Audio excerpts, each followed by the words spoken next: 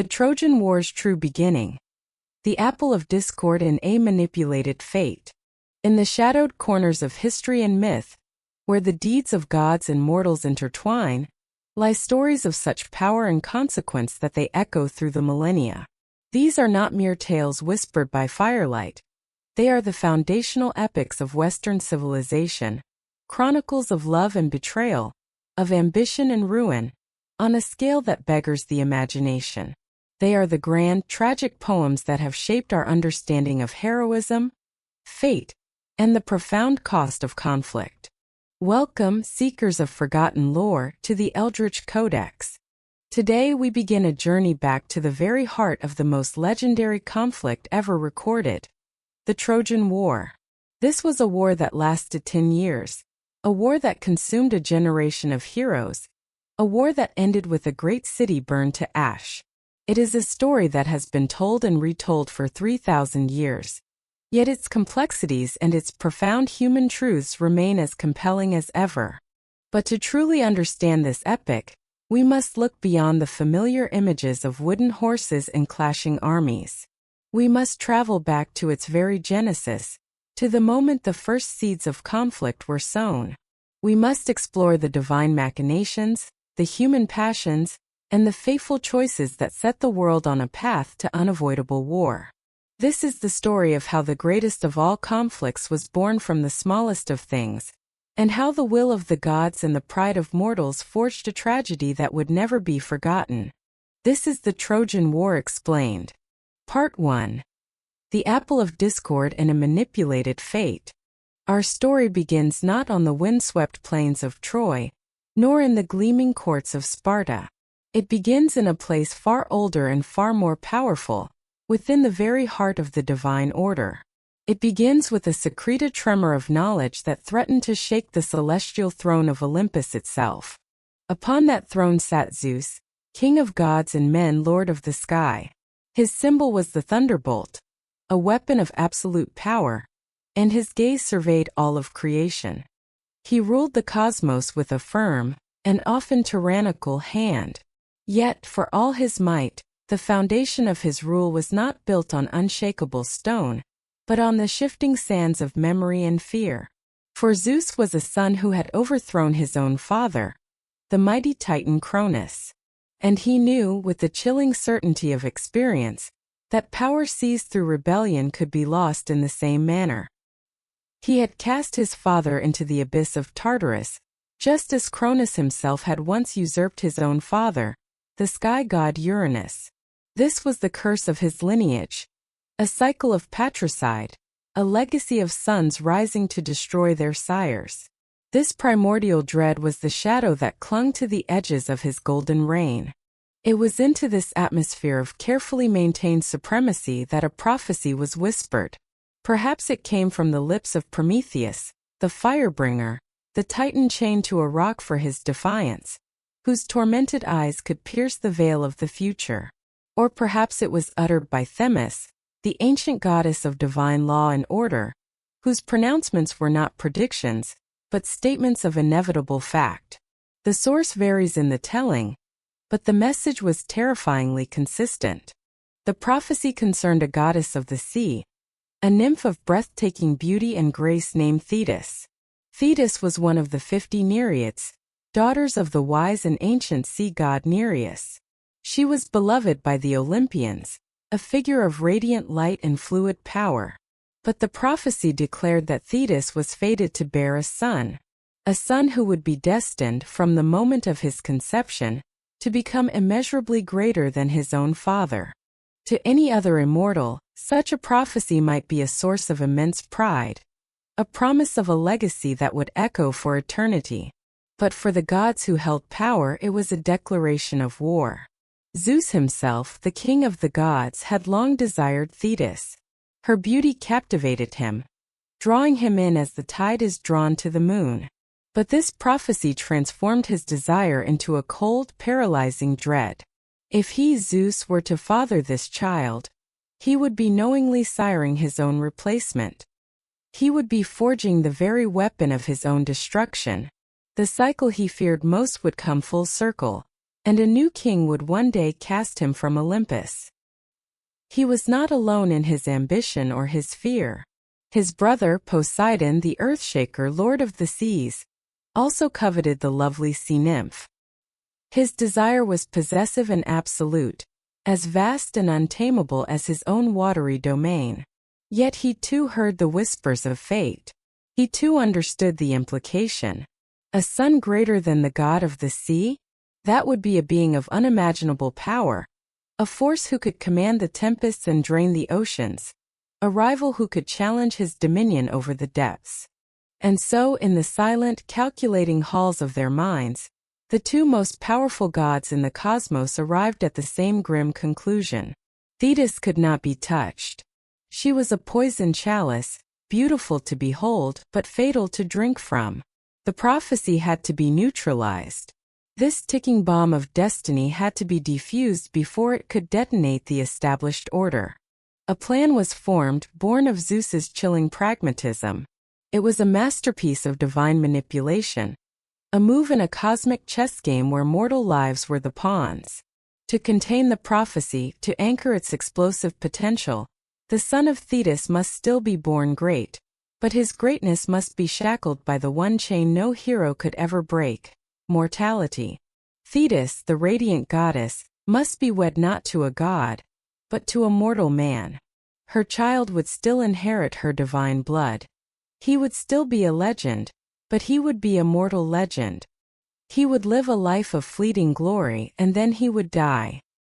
He would burn brightly like a magnificent meteor, but then he would be gone, his light extinguished, posing no threat to the eternal, unchanging stars of Olympus. The search began for a suitable groom, a mortal worthy enough to be the consort of a goddess, yet safe enough not to disrupt the divine plan. The choice fell upon a man named Peleus, the king of the Myrmidons in Phthia. Peleus was a man forged in the crucible of heroism and tragedy. In his youth, he had been an Argonaut, one of the famed band of heroes who sailed with Jason aboard the Argo in the perilous quest for the Golden Fleece.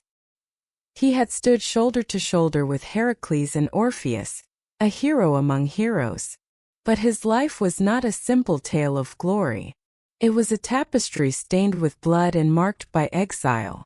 From his home on the island of Aegina, he and his brother Telamon had grown jealous of their half-brother, Phocus, who was a superior athlete and the favorite of their father, Aeacus. In a fit of murderous envy they killed Phocus, hiding his body and pretending it was an accident. But murder cannot be hidden forever. Their crime was discovered and their father, a son of Zeus known for his unwavering justice, banished them both from their home. Peleus fled to Phthia, where he was absolved of his blood guilt by its king Eurytion. He married the king's daughter, Antigone, and received a third of the kingdom. It seemed he had found a new life. But the fates were not finished with him. During the legendary hunt for the Caledonian boar, a monstrous beast sent by an angered Artemis to ravage the land, tragedy struck again. As the heroes closed in on the beast, Peleus, aiming his spear, missed his target. The weapon flew wide and fatally struck his father-in-law, King Eurytion. Once more, Peleus was a man stained by the death of kin. Once more he was an outcast. He fled Phthia and traveled to Iolcus, seeking purification from its king, Acastus. But here too misfortune followed him like a shadow. The king's wife, Astidamia, fell passionately in love with the handsome exile. When Peleus, honoring his host, rejected her advances, her lust curdled into vengeful fury. She sent a message to Peleus's wife, Antigone, falsely claiming he intended to marry her own daughter. In her despair, Antigone took her own life. Then Astidamia went to her husband, King Acastus, and accused Peleus of attempting to violate her. Acastus was enraged, but he was bound by the sacred laws of hospitality. He could not kill a guest under his own roof, so he devised a treacherous plan. He invited Peleus on a hunt on the slopes of Mount Pelion. As Peleus slept, exhausted from the chase, Acastus stole his magical, monster-slaying sword and abandoned him, leaving him defenseless to be killed by the savage centaurs who roamed the mountainside. But Peleus was saved by the wisdom and kindness of Chiron, the one centaur who was not a savage brute, but a great teacher of heroes. Chiron returned Peleus's sword and sheltered him.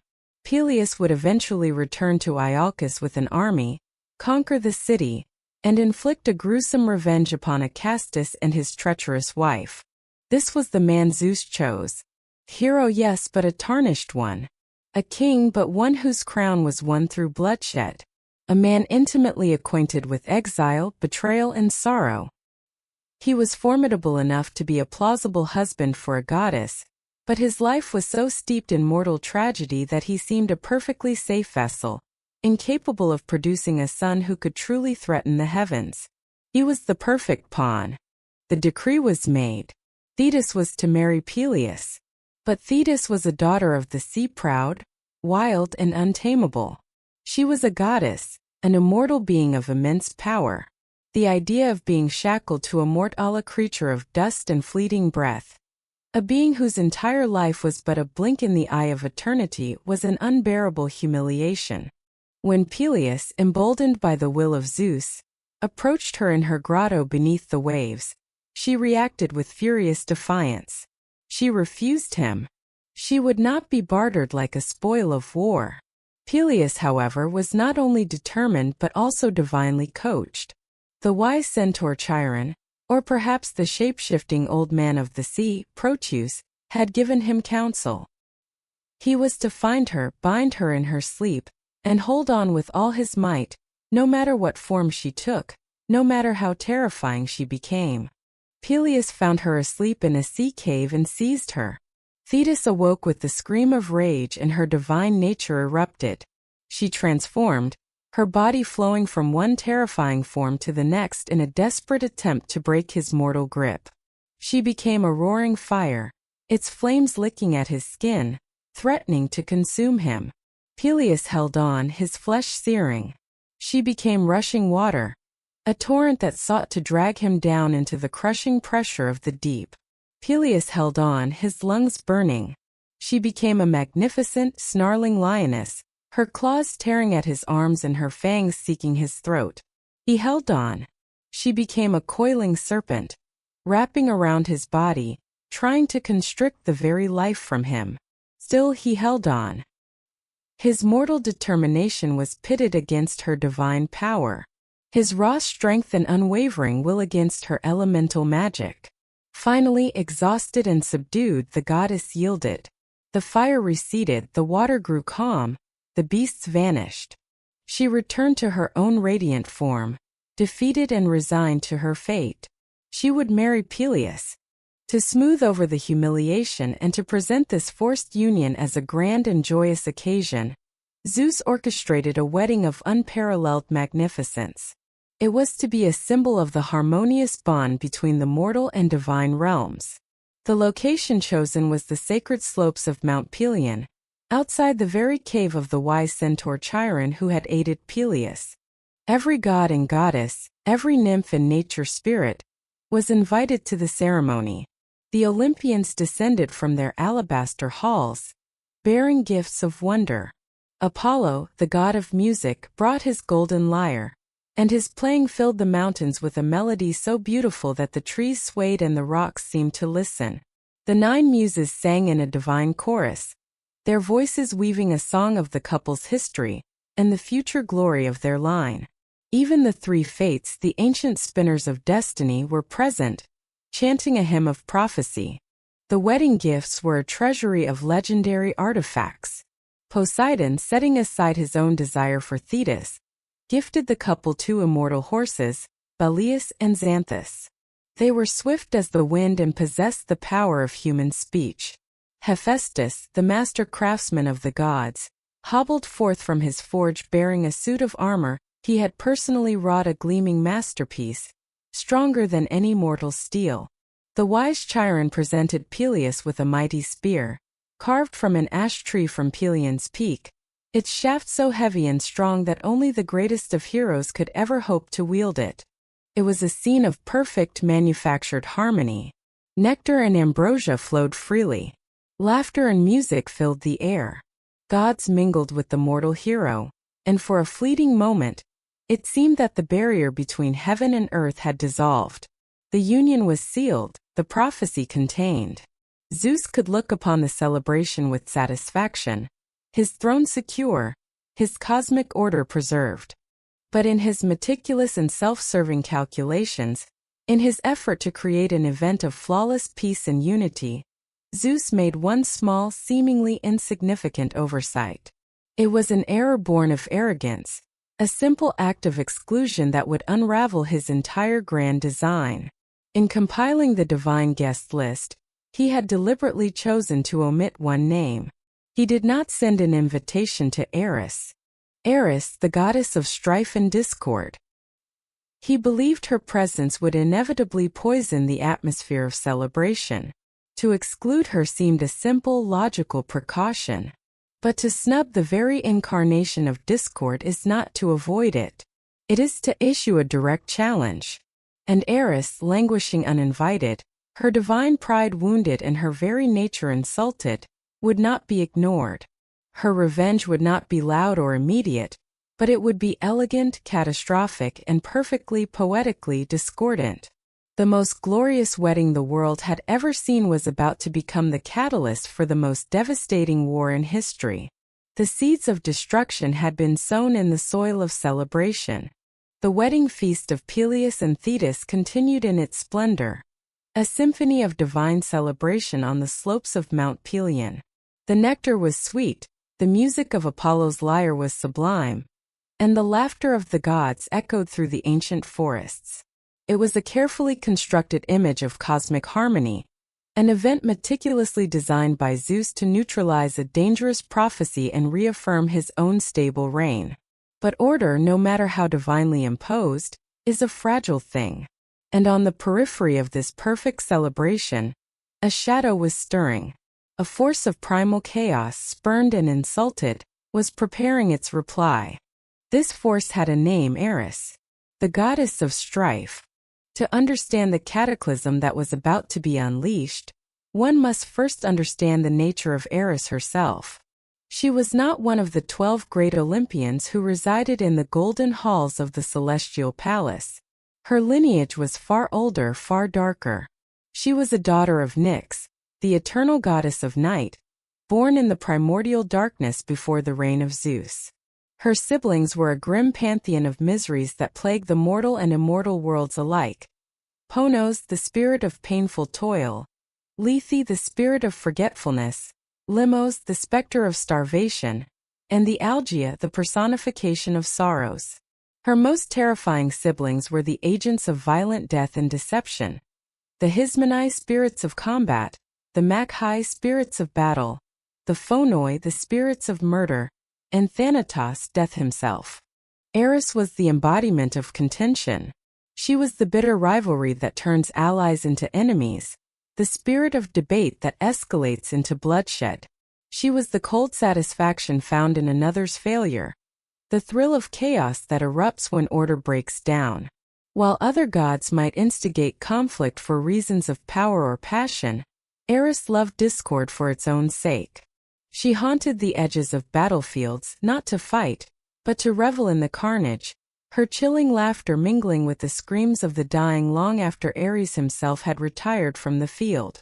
The ancient poet Hesiod, in his attempt to catalogue the forces of the universe, spoke of two different aspects of Eris. One, he argued, was a wholesome force, the spirit of healthy competition, the envy that drives a potter to perfect his craft to surpass his neighbor, or a singer to compose a finer song. It is the strife that pushes humanity towards excellence. But it was her other aspect, the cruel, destructive, and venomous Eris, the daughter of Night, who had been snubbed by Zeus. The king of the gods, in his supreme arrogance, believed he could simply uninvite chaos. He thought that by barring the door to strife, he could ensure peace. He had failed to understand a fundamental truth of the cosmos. To ignore a primal force is not to diminish it. It is to grant it a grievance. And a grievance in the heart of discord is a seed that can grow into a forest of ruin. Fuming in the outer darkness, beyond the circle of light and laughter from the wedding feast, Eris plotted her revenge. It would not be a frontal assault that was too simple, too crude for a connoisseur of chaos. She would not raise her voice or draw a sword. Instead, she would craft a weapon of exquisite subtlety, a catalyst so beautiful and so simple that her victims would tear themselves apart, becoming the architects of their own damnation. Her weapon would be an apple. But not just any apple.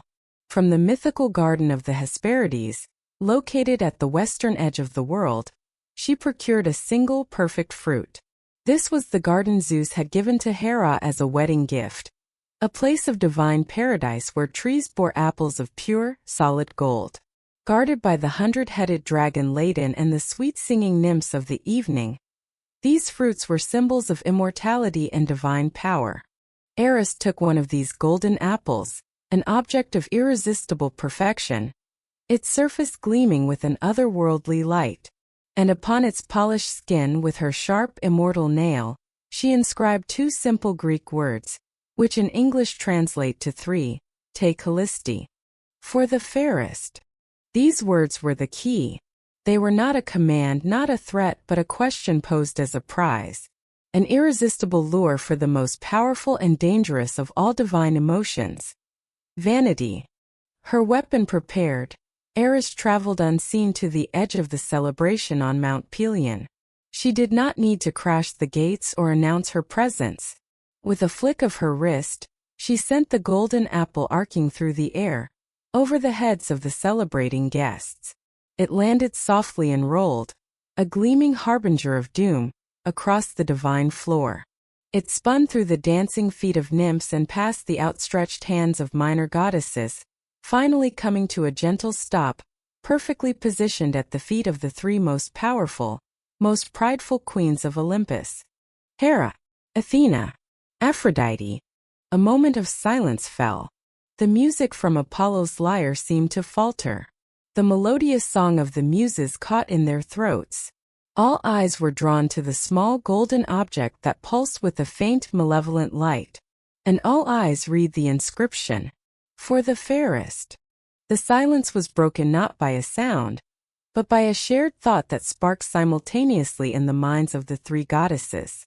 A thought of absolute, unshakable certainty. "It is for me." The dispute began. It started as a subtle shift in posture, a possessive glance, a regal assumption. Hera, the majestic and formidable wife of Zeus, queen of the gods, was the first to lay her claim, if only with her imperial gaze. Her domain was power, order, marriage, and empire. Her beauty was not the playful charm of a nymph, but the awe-inspiring, unassailable beauty of a monarch. It was the beauty of sovereignty itself. To her, the fairest was not a question of mere physical appearance. It was a recognition of status. As Queen of Heaven, who could possibly be more fair, more worthy than she? The apple was her due, a tribute to her station. For anyone else to claim it was an act of lèse-majesté, an insult to the divine hierarchy she represented. But her claim was instantly challenged. Athena, the warrior goddess, stepped forward.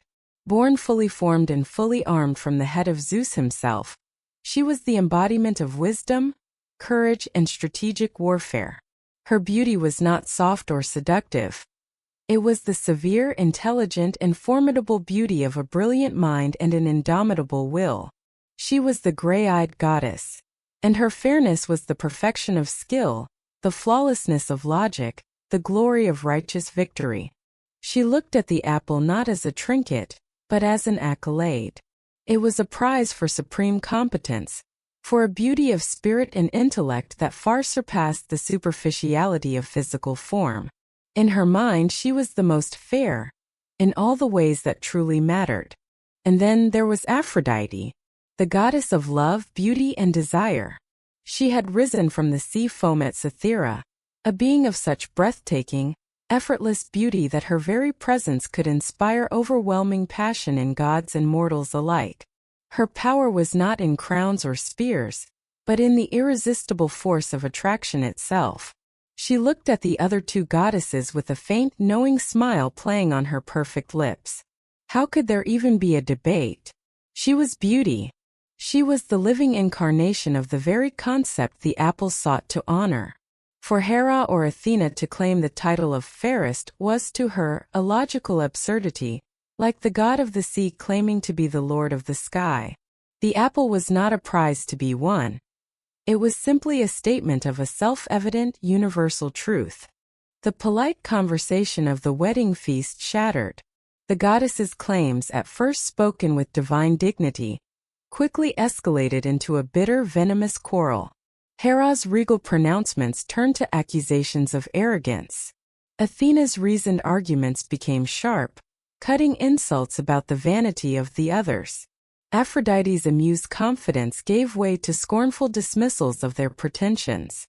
The divine harmony of the celebration curdled into a public spectacle of Olympian egos clashing. The other gods and goddesses, witnessing the escalating feud, reacted with the universal primal instinct, self-preservation. They drew back. Poseidon suddenly found the patterns on the ground fascinating. Apollo muted his lyre. Hermes busied himself by polishing his winged sandals. None of them dared to intervene. None were foolish enough to voice an opinion. To choose one of the three was to instantly and irrevocably earn the undying enmity of the other two. To anger Hera was to risk the stability of one's family and station. To anger Athena was to find oneself on the losing side of every future conflict. And to anger Aphrodite was to have one's heart twisted into knots of ruinous, unrequited love or fatal passion. There was no safe choice. The problem was radioactive. Finally, seeing no resolution, the three goddesses turned their furious gaze upon the one being who could not refuse to judge, Zeus the king. They brought their dispute before his throne, each demanding that he, as the ultimate arbiter of the cosmos, render his final decision. They laid the golden apple before him, its gleaming surface reflecting his own trapped expression. Zeus was cornered. His carefully laid plan to secure his throne had backfired spectacularly, leading him into this impossible dilemma. The prophecy of Thetis's son had threatened his power in the distant future, but this apple threatened it right now. How could he possibly choose? If he chose Hera, his proud and notoriously vengeful wife, he would be accused of blatant favoritism by every other god. His judgment would be seen as compromised, a domestic decision rather than a divine one. And if he didn't choose her, his life on Olympus, and in his own bed, would become a living hell of queenly rage. If he chose Athena, his favorite daughter, the child of his own mind, he would validate her wisdom and skill. But in doing so, he would deeply insult his own wife and queen, a slight Hera would never forgive. He would also slight the goddess whose power over desire held sway over every being, including himself. And if he chose Aphrodite, the fury of both his wife and his wisest daughter would be unimaginable. He would be rewarding sensual beauty over regal authority and intellectual prowess. It would be an admission that the power of lust was superior to the power of law or wisdom, a dangerous precedent for a king to set. Zeus, the master manipulator, the great cosmic chess player, saw only one move left on the board. It was not a move of victory, but a move of evasion, a deflection. He raised his hand for silence and declared that he, the king of the gods, was simply too close to the contestants to render a truly impartial judgment. The matter, he announced with solemn gravity, was too important for any hint of bias. It required a fresh perspective, an eye unclouded by the intricate politics and long-standing relationships of Olympus. It required a mortal judge. A mortal, he reasoned, would be able to judge pure beauty on its own terms. And he knew just the man for the job. There was, he explained, a young man living a simple life as a shepherd on the slopes of Mount Ida, near the magnificent city of Troy. Though a shepherd, he was of royal blood, and he was renowned throughout the region for his astounding fairness and his keen eye for beauty. He had once, Zeus recounted, judged a contest between his own prized bull and another, and when his bull lost, he had unhesitatingly awarded the prize to his rival, who later turned out to be the war god Ares in disguise. This mortal's name was Paris, also known as Alexandros. It was a brilliant and cowardly solution. Zeus was not solving the problem. He was outsourcing it. He was exporting a divine crisis to the mortal realm. The consequences of the judgment, the inevitable wrath of the two losing goddesses, would not fall upon his own head or disrupt the halls of Olympus. It would fall upon the head of a mortal shepherd and, by extension, upon the world of men. He was sacrificing a mortal, and perhaps his entire city, to preserve his own peace. He summoned Hermes, his swift-footed messenger. The charge was given. Hermes was to take the golden apple, escort the three divine claimants down from the world of the gods to the world of men, find the shepherd Paris on Mount Ida, and command him in the name of Zeus to act as judge. His decision and his alone would be final. A grim sense of finality settled over the now ruined wedding feast. As Hermes took the golden apple, its weight seemed far heavier than that of mere gold. It was heavy with the promise of destiny, betrayal, and war. He turned, and with the three goddesses, one confident, two simmering with furious pride following in his wake, he began the long descent to earth. The apple of discord was on its way to Troy, and with it, the manipulated fate of an entire civilization. As the divine procession began its descent from the heavens, leaving the ruined wedding feast and the silent, troubled gods behind, the world below remained blissfully unaware. The cosmic crisis, born of pride and prophecy, was now traveling from the realm of the eternal to the fragile world of mortals. Its destination was a place of wild, rustic beauty, a sanctuary of nature far from the gilded halls of power. Its destination was Mount Ida, a majestic peak that watched over the city of Troy, and its target was a young man who knew nothing of the gods' quarrel, a shepherd whose greatest concern was the safety of his flock from the prowling wolf. To understand the calamitous choice that was about to be made, we must first understand the life of the judge. For the man Zeus had selected was no ordinary shepherd. His name was Paris, and he was a prince living in ignorance, a king's son cloaked in homespun wool, his past and future both shrouded in prophecy. He was the son of Priam, the wealthy and powerful king of Troy, and his queen Hecuba. His birth, however, was not met with celebration but with terror. Shortly before she was due to deliver, Queen Hecuba was tormented by a waking nightmare. She dreamed that she did not give birth to a son, but to a furious crackling torch. In her vision, she watched in horror as this flaming brand rolled from her arms, tumbled down the steps of the palace, and set the mighty citadel of Troy ablaze. It careered through the streets, a meteor of destruction, until the great city, with its famously impenetrable walls, was nothing more than a pyre of smoking ruins and blackened stone. Hecuba awoke screaming, the stench of phantom smoke still in her nostrils. A dream of such power from a queen could not be ignored. Priam, deeply shaken, summoned his most trusted seer Isaacus, who was himself a son of the king from a previous marriage. Isaacus listened to the dream, his face growing grim, and delivered the interpretation. It was a prophecy stark and terrible and without ambiguity. The child growing in Hecuba's womb was the torch from her dream. He was destined to be the instrument of Troy's complete and utter destruction. King Priam was now faced with the most agonizing choice a father and a ruler could ever confront. On one side was his love for his unborn son, on the other, his duty to his people and the survival of his kingdom. To a king of the ancient world, the choice, however brutal, was clear. The needs of the many, the preservation of the city itself, outweighed the life of a single infant, even his own. The prophecy had to be preempted.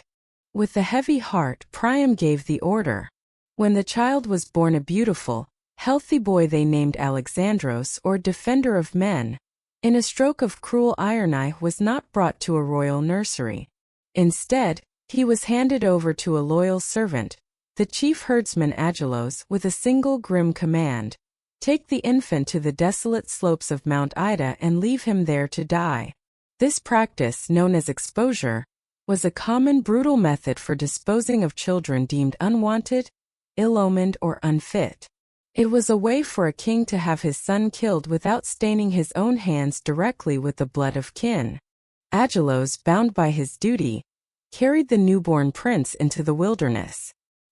He placed the helpless child in a thicket and departed, his heart heavy with the grim task. But fate, or perhaps the gods, already weaving their intricate and tragic tapestry, had other plans. Some stories say that for 5 days, the infant was kept alive, suckled by a she-bear who found him and treated him as one of her own cubs. When Agelos returned, compelled by guilt to see if the child had perished, he found the boy alive and well. Seeing this as a clear sign of divine intervention, the shepherd's heart was moved. He could not leave the child to die. He smuggled the infant back to his own humble home, raised him as his own son, and presented the tongue of a dog to the king's men as proof that the deed was done. And so the boy, now called Paris, grew up far from the splendors and intrigues of the Trojan court.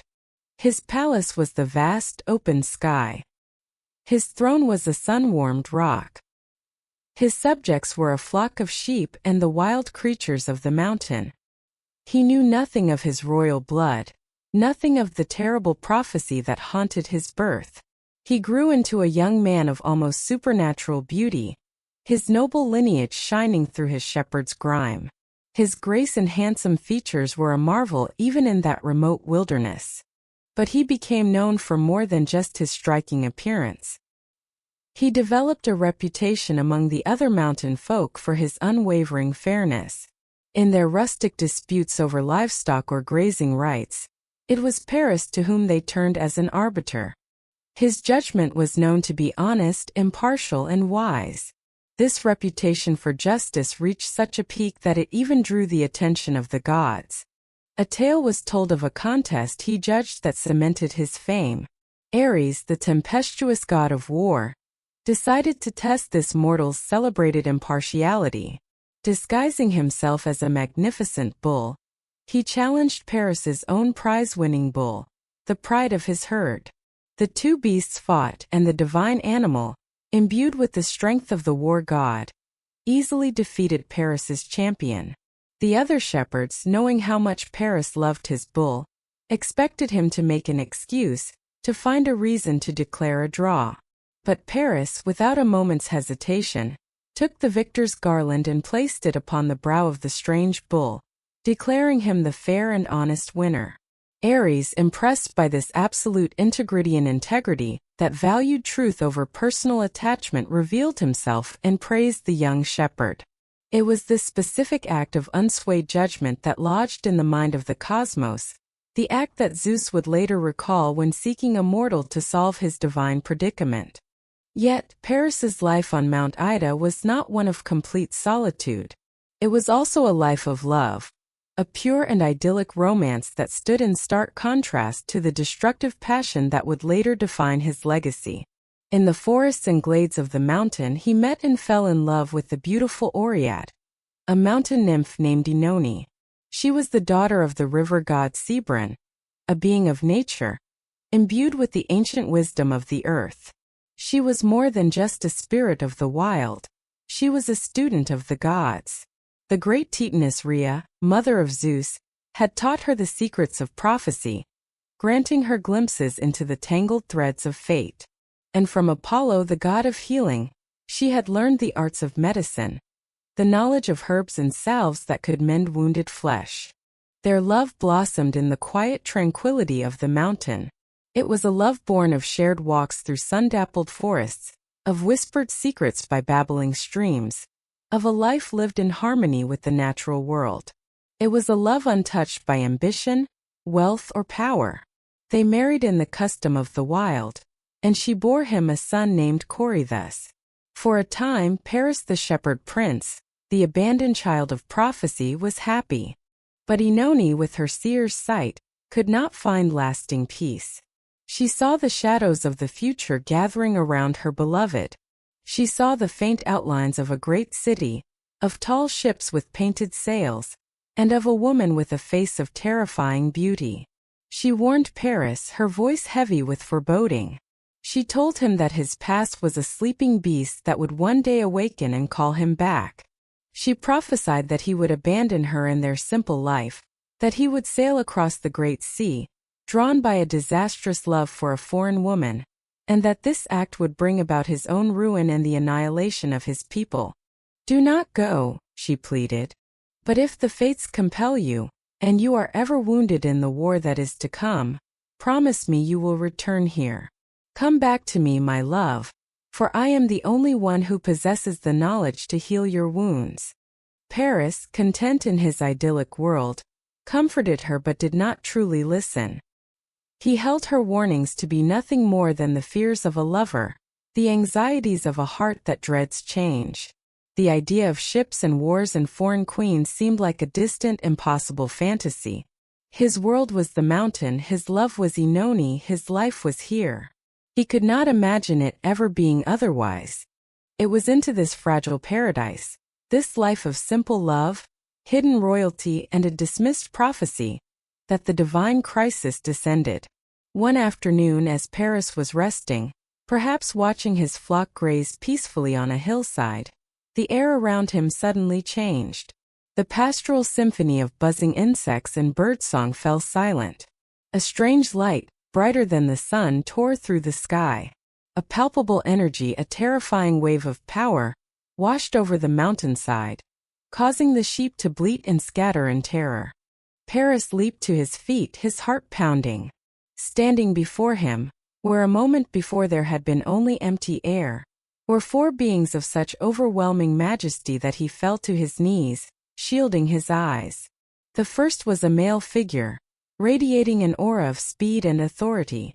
He carried a herald's staff entwined with serpents and wore sandals with small, feathered wings at the ankles.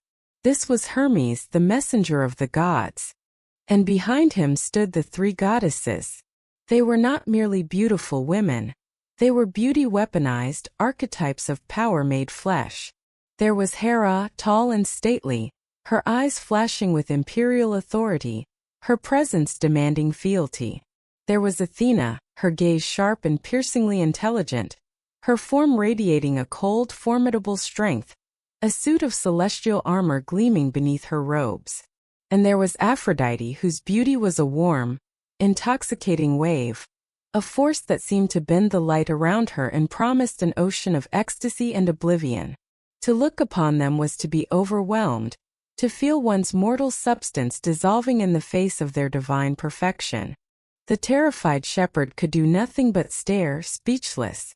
Hermes stepped forward, his voice calm but imbued with the undeniable authority of his master. He explained the situation with divine brevity. There had been a dispute on Olympus, a quarrel over a golden apple. The king of all, Zeus himself, had commanded that he, Paris of Mount Ida, should be the sole judge of this contest. Hermes held out the apple. It gleamed in the mortal sunlight, a perfect orb of gold, heavy with the weight of its inscription, "For the fairest." Paris was to award this apple to the goddess he deemed the most beautiful of the three. His judgment would be final. The blood drained from Paris's face.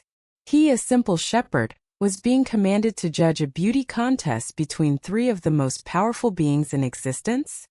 He understood the impossibility of the task instantly. To refuse was to defy the direct command of the king of the gods, an act of suicidal folly. But to judge, to choose one, was to make two others his sworn and eternal enemies. It was a death sentence either way. He tried to refuse, stammering that he was just a mortal man, unworthy of such a task, that it would be better to divide the apple in three. But Hermes was firm. A choice had to be made. Seeing his terror, and having no intention of allowing the contest to rest on aesthetics alone, the goddesses began their campaign. This was not a trial of beauty. It was a trial of temptation. They came to him, one by one, sending Hermes away so they could speak to the mortal judge in private. They came bearing bribes, each offer perfectly crafted to exploit the desires and ambitions hidden within a mortal heart. Hera, Queen of Heaven, approached him first. She radiated an aura of absolute power. "Do not be swayed by mere looks, mortal," she said, her voice like the rolling of distant thunder. "Choose me, and I shall give you a prize worthy of a king. Forget this life of tending sheep. I will make you the lord of all Asia and the master of Europe. You will have wealth beyond counting, armies beyond number. Kings will bow before you. You will hold the scepter of the world in your hands." She planted a vision in his mind. Paris seated on a throne of ivory and gold, nations groveling at his feet, his power absolute and unquestioned. It was the ultimate temptation of worldly dominion. When she stepped back, her offer hanging in the air, Athena took her place. The goddess of wisdom fixed him with her piercing gray eyes, which seemed to see straight into his soul. "Power is fleeting, shepherd, and wealth can be lost," she declared, her voice clear and sharp as forged steel. "I offer you a gift that can never be taken away. Choose me, and I will grant you supreme wisdom. I will make you the greatest warrior the world has ever known. No army will ever stand against you. No strategy will ever outwit you. You will be victorious in every battle you ever fight. Your name will be a byword for glory and military genius for all time." She offered him a vision of himself on the battlefield, untouchable, invincible, his spear and shield a blur of perfect skill, his enemies falling before him like wheat before a scythe. It was the ultimate temptation of heroic glory. Finally, it was Aphrodite's turn. She did not approach with offers of empire or promises of victory. She simply drew near, and the very air grew warm and fragrant with the scent of myrrh and roses. She smiled, not a smile of power or of intellectual superiority, but a slow, knowing, intimate smile that bypassed his mind and spoke directly to his blood. "Empires fall, Paris," she whispered, her voice like honey in summer wine. "And the glory of battle fades into old men's stories. What meaning do they have without love? They are empty. Choose me, and I will give you the greatest gift a man can ever receive." She leaned closer, her presence intoxicating, her divine power of desire washing over him. "I will give you the love of the most beautiful mortal woman in the entire world. Her name is Helen, Queen of Sparta. She is a daughter of Zeus himself, and her beauty is so great that it drives men to madness. She will be yours. She will leave her husband, her kingdom, her life all for you. Power, wisdom, love." The choice laid before Paris was no longer about which goddess was the most physically beautiful. It was a profound philosophical choice about what kind of life was most worth living. The promises of Hera and Athena were grand, but they were abstract concepts of power and glory. Aphrodite's promise was different. It was visceral, immediate, and personal. It spoke to the heart of the young man who had known love in the wilderness, but was now being shown a vision of a love that could shake the world. Paris looked at the three goddesses. He looked at the golden apple in his trembling hand, and his heart, clouded by the intoxicating magic of Aphrodite, made its decision. The allure of Helen, the promise of a passion that defied kings, was a prize more dazzling than any empire, more compelling than any victory. He slowly walked forward, past the imperious gaze of Hera, past the piercing eyes of Athena, and he knelt before Aphrodite. He held out the golden apple. Aphrodite, triumphant, took her prize. A radiant, victorious smile spread across her face. But as she celebrated, a chill fell over the mountainside. Paris looked up and saw the faces of Hera and Athena. Their divine beauty had curdled into something terrible. Their expressions were not of mere disappointment. They were masks of cold, calculating, immortal fury. They turned their backs on the shepherd prince, their silence more menacing than any threat. They did not need to speak. In that moment, Paris of Troy, and the entire city from which he sprang, had earned the undying, patient, and methodical hatred of the Queen of the Gods and the Goddess of Wisdom. They would have their revenge. The price for this judgment would be a city turned to ash. Paris, oblivious to the true scale of the cosmic vendetta he had just unleashed, was lost in the warm glow of Aphrodite's favor. His mind was already filled with her promise, with intoxicating visions of the Spartan queen. Soon after, as if by magic, his royal identity was revealed. Shepherds who knew his story came forward, a royal token was recognized, and he was brought to the court of Troy. The old prophecy of the firebrand was conveniently forgotten by a father overjoyed to have found his long-lost son. Paris was welcomed back as a prince. But Aphrodite did not forget her promise. She began to whisper in his heart, fanning the embers of desire for Helen into an all-consuming fire. He had to have her. It was his prize. It was his destiny. The memory of the mountain, the simple life, the love and the warnings of the nymphy Noni, all faded like a half-remembered dream. The shepherd prince was gone, replaced by a Trojan prince with a manipulated fate and a burning, ruinous obsession. His course was now set. It led directly across the Aegean Sea, to the shores of Sparta. While Paris of Troy, his mind and heart now enslaved by a divine promise, was being reinstated into the royal court he never knew. The object of that promise was ruling as a queen in Sparta. She was the final crucial piece in the catastrophic puzzle the gods were assembling. Aphrodite had offered Paris the most beautiful mortal woman in the world, and now the narrative must turn to her. For this was not just any woman. This was Helen, a name that would become synonymous with a beauty that inspires madness, a face that would launch 1,000 ships, and a love that would burn a city to the ground. To understand her role in this epic of ruin, we must understand her origins, which were as steeped in divine intervention as those of Paris. Her beauty was her inheritance, a legacy of celestial desire. Her mother was Leda, the virtuous and lovely queen of Sparta, wife of the noble king Tyndareus. One day, as Leda was walking by the banks of the river Eurotas, Zeus, the king of the gods, looked down from his Olympian throne and was seized by an overwhelming desire for her. Aware that a direct approach to the faithful queen would fail, Zeus resorted to his favored method of conquest, divine deception. He transformed himself into a magnificent swan, a creature of breathtaking grace and luminous white feathers, and orchestrated a scene of contrived peril. He had Aphrodite, or perhaps an eagle under his command, pursue him through the sky, creating the illusion that he was a victim in desperate need of sanctuary. Leda, her heart moved by the plight of the beautiful bird, opened her arms and sheltered the swan from its pursuer. It was in this compassionate embrace that Zeus, the hidden god, fulfilled his lust.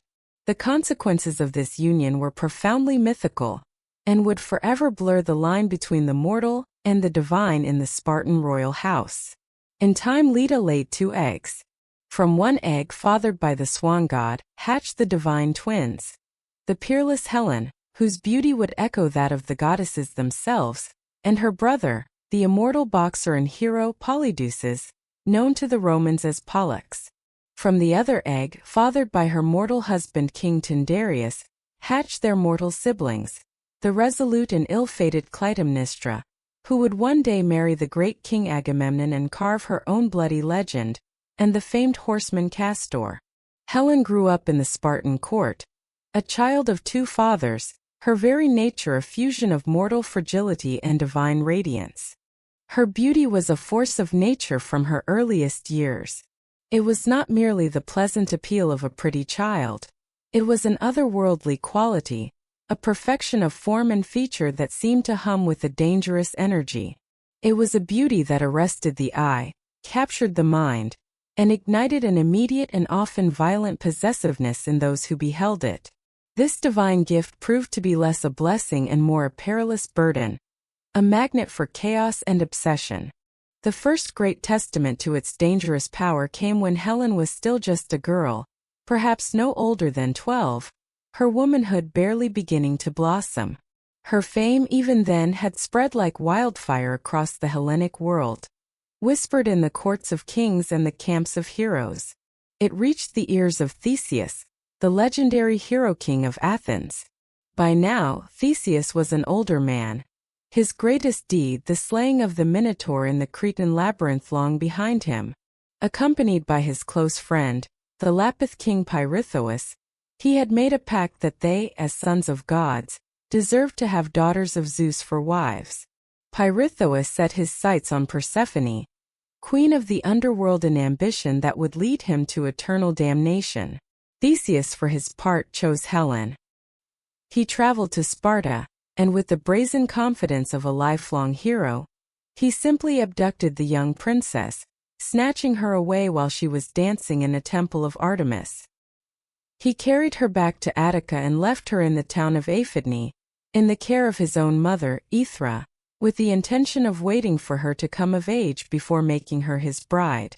The act was a profound outrage, a violation of Sparta's sovereignty and a sacrilege against the goddess Artemis. Sparta was thrown into a fury. Helen's twin brothers, Castor and Polydeuce, known together as the Dioscuri, were now formidable young heroes in their own right. They would not suffer their sister to be a hero's prize. They raised a Spartan army, marched on Attica while Theseus was away on his doomed journey to the underworld, and laid waste to the land. They sacked Aphidne, rescued their sister Helen, and for good measure, captured Theseus's mother, Aethra, taking her back to Sparta to serve as Helen's handmaiden. This violent episode, this first war fought over Helen, was a dark and bloody foreshadowing of the far greater conflict that her beauty would one day unleash upon the world. When Helen finally reached a marriageable age, the crisis that her abduction had foreshadowed returned tenfold. The incident had not diminished her fame, it had magnified it. She was now not only the most beautiful woman in the world, but also a prize who had been fought over by heroes.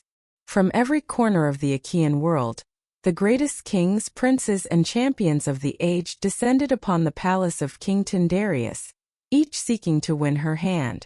The court of Sparta became a glittering, tense gathering of raw power and heroic ego. The list of suitors was a roll call of the future legends of the Trojan War. There was the hulking, mighty Ajax the Great from Salamis, a man like a walking mountain. There was the cunning Odysseus of Ithaca, his mind as sharp as any sword. There was the formidable Cretan king Idomeneus, a grandson of the legendary king Minos. There was the noble Diomedes of Argos, who would one day wound two gods in a single day of battle. And there was the gentle Patroclus, who came not for himself, but on behalf of his inseparable companion, Achilles. The list went on and on, a gathering of wolves circling the most prized lamb in all of Greece. King Tyndareus found himself in an impossible, terrifying position. To choose any one of these powerful, prideful men was to simultaneously reject all the others. The insult would be profound. He rightfully feared that the moment he announced a husband for Helen, the rejected suitors would unite against his chosen son-in-law, and perhaps against Sparta itself, plunging all of Greece into a ruinous civil war. For weeks he delayed, accepting their lavish bride gifts but making no decision, the tension in his court mounting with each passing day. It was the wily Odysseus of Ithaca who saw a path through the impasse. Odysseus desired Helen, but he was a pragmatist. He knew his small rocky island kingdom could not compete with the wealth of others, and he saw a different, more attainable prize. Helen's cousin, the intelligent and steadfast Penelope, the niece of Tyndareus. He approached the desperate king with a proposition. "I will solve your problem for you," he said. "I will devise a way for you to choose a husband for Helen without sparking a war. In return, you must use your influence to help me secure the hand of your niece, Penelope." Tyndareus, seeing a glimmer of hope, readily agreed. Odysseus then revealed his ingenious plan. The king was to exact a solemn, binding oath from every single suitor before the choice was made. He was to gather them all and make them swear upon the most sacred relics, They must all vow, first, to accept and respect whomever was chosen as Helen's husband. But the second part of the oath was the masterstroke. They must also swear to band together and defend Helen's chosen husband with all their military might against any man who should ever conspire against the marriage, or wrong him by stealing his wife away. It was a brilliant political maneuver. It transformed the suitors from rivals into a collective security pact. Each man, by swearing the oath, was ensuring that if he were not the victor, he would at least have the protection of all the others should a similar fate ever befall him. Trapped by the escalating tension and seeing the wisdom in the plan, the suitors had little choice but to agree. King Tyndareus sacrificed a horse, a powerful ritual animal, and had the suitors stand over its dismembered pieces as they swore the great oath of Tyndareus. Their honor, their futures, and the stability of the Hellenic world were now bound together by a sacred, unbreakable vow. With the threat of war averted, Tyndareus allowed Helen herself to choose. She passed over the mighty, the brilliant, and the bold and made a sound political choice. She chose Menelaus, Prince of Mycenae. He was not the most formidable warrior or the most clever strategist, but he was immensely wealthy, and he was the younger brother of Agamemnon, the king of Mycenae and the most powerful monarch in all of Greece. The marriage solidified a powerful alliance. Upon their wedding, Tyndareus and Leda abdicated, making Menelaus and Helen the new king and queen of Sparta. For a time there was peace. Menelaus proved to be a good husband and a capable ruler. He and Helen reigned over the wealthy and powerful kingdom of Sparta, and they had a daughter, a beautiful princess named Hermione. The great crisis seemed to have passed. The oath, having served its purpose, was a memory. The world was stable. It was into this fragile peace, this domestic calm, that Paris, the Prince of Troy, arrived. Guided by Aphrodite and consumed by the desire she had nurtured in his heart, he assembled a magnificent Trojan entourage and sailed to Sparta, claiming to be on a diplomatic mission. King Menelaus, a man of honor, welcomed the handsome Trojan prince into his palace with all the ceremony and warmth demanded by the sacred laws of Xenia's code of hospitality that bound hosts and guests in a relationship of mutual trust and respect, overseen by Zeus himself. Menelaus had no reason to suspect his guest's true intentions. He feasted Paris, offered him lavish gifts, and treated him as an honored friend. The Trojan prince, with his exotic charm and breathtaking beauty, dazzled the Spartan court. He and Helen spoke, and under the invisible influence of Aphrodite, a powerful attraction sparked between them. The ancient sources diverge on what happened next, leaving the heart of the matter shrouded in the mists of poetic ambiguity.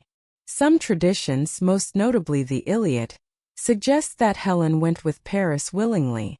In this version, she is an active agent in her own story, a woman who, perhaps bored with her life in Sparta or genuinely bewitched by Paris's beauty and Aphrodite's power, chose to abandon her husband, her young daughter, and her kingdom for a new, passionate love. She becomes a figure of tragic romance, a woman who followed her heart, oblivious to the catastrophic consequences. Other accounts, however, paint a much darker picture of outright abduction. In these versions, Paris waited until Menelaus was called away from Sparta to attend a funeral in Crete. Then, in a monstrous violation of Xenia, he seized his chance. He took Helen by force, betraying the trust of his host in the most profound way possible. To compound this treachery, he also plundered Menelaus's palace, stealing a vast portion of the Spartan treasury before fleeing with Helen back to the safety of Troy. This version portrays Helen as a victim and Paris as a treacherous thief and kidnapper, his crime driven by greed as much as lust. But whether by seduction or by force, whether she was a willing eloper or a tragic captive, the result was the same.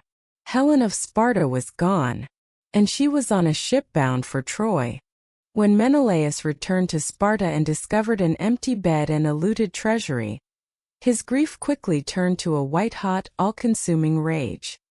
His wife was gone, his guest had betrayed him, His hospitality had been mocked. His honor as a man and a king lay in tatters for all the world to see. This was not a personal slight. It was a public humiliation that could not be borne. He went at once to his brother Agamemnon in the citadel of Mycenae. Agamemnon, ever the ambitious opportunist, listened to his brother's tale of woe and saw not just a family crisis, but a golden opportunity. The wealthy, powerful, and independent city of Troy had long been a rival and a tempting prize. This insult provided the perfect casus belli, a righteous cause for a war that could unite the disparate Greek kingdoms under his supreme command and win him untold glory and riches. The time had come to invoke the oath.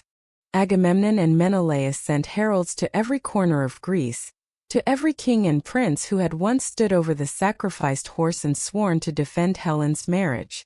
They were reminded of their sacred, unbreakable vow. Menelaus, their brother-in-arms, had been grievously wronged.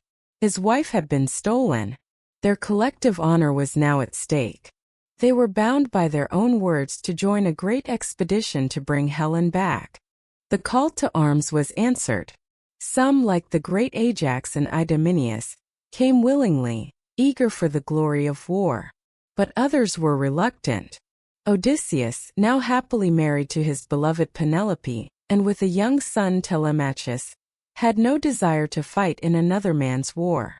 When the heralds arrived in Ithaca, he feigned madness, hitching an ox and a donkey to his plow and sowing his fields with salt instead of seed.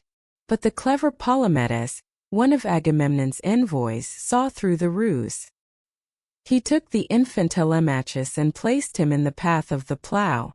Odysseus, his fatherly love overriding his performance, swerved to avoid his son, proving his sanity. He was bound by his oath and forced to go. The most critical warrior of all, Achilles, the son of Peleus and Thetis, was also missing. His mother Thetis, knowing the prophecy that her son was fated to either live a long, obscure life at home or die young with eternal glory at Troy, tried to cheat fate.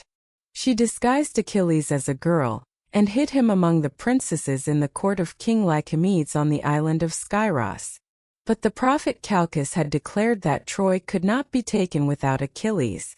Odysseus, ever resourceful, was sent to find him.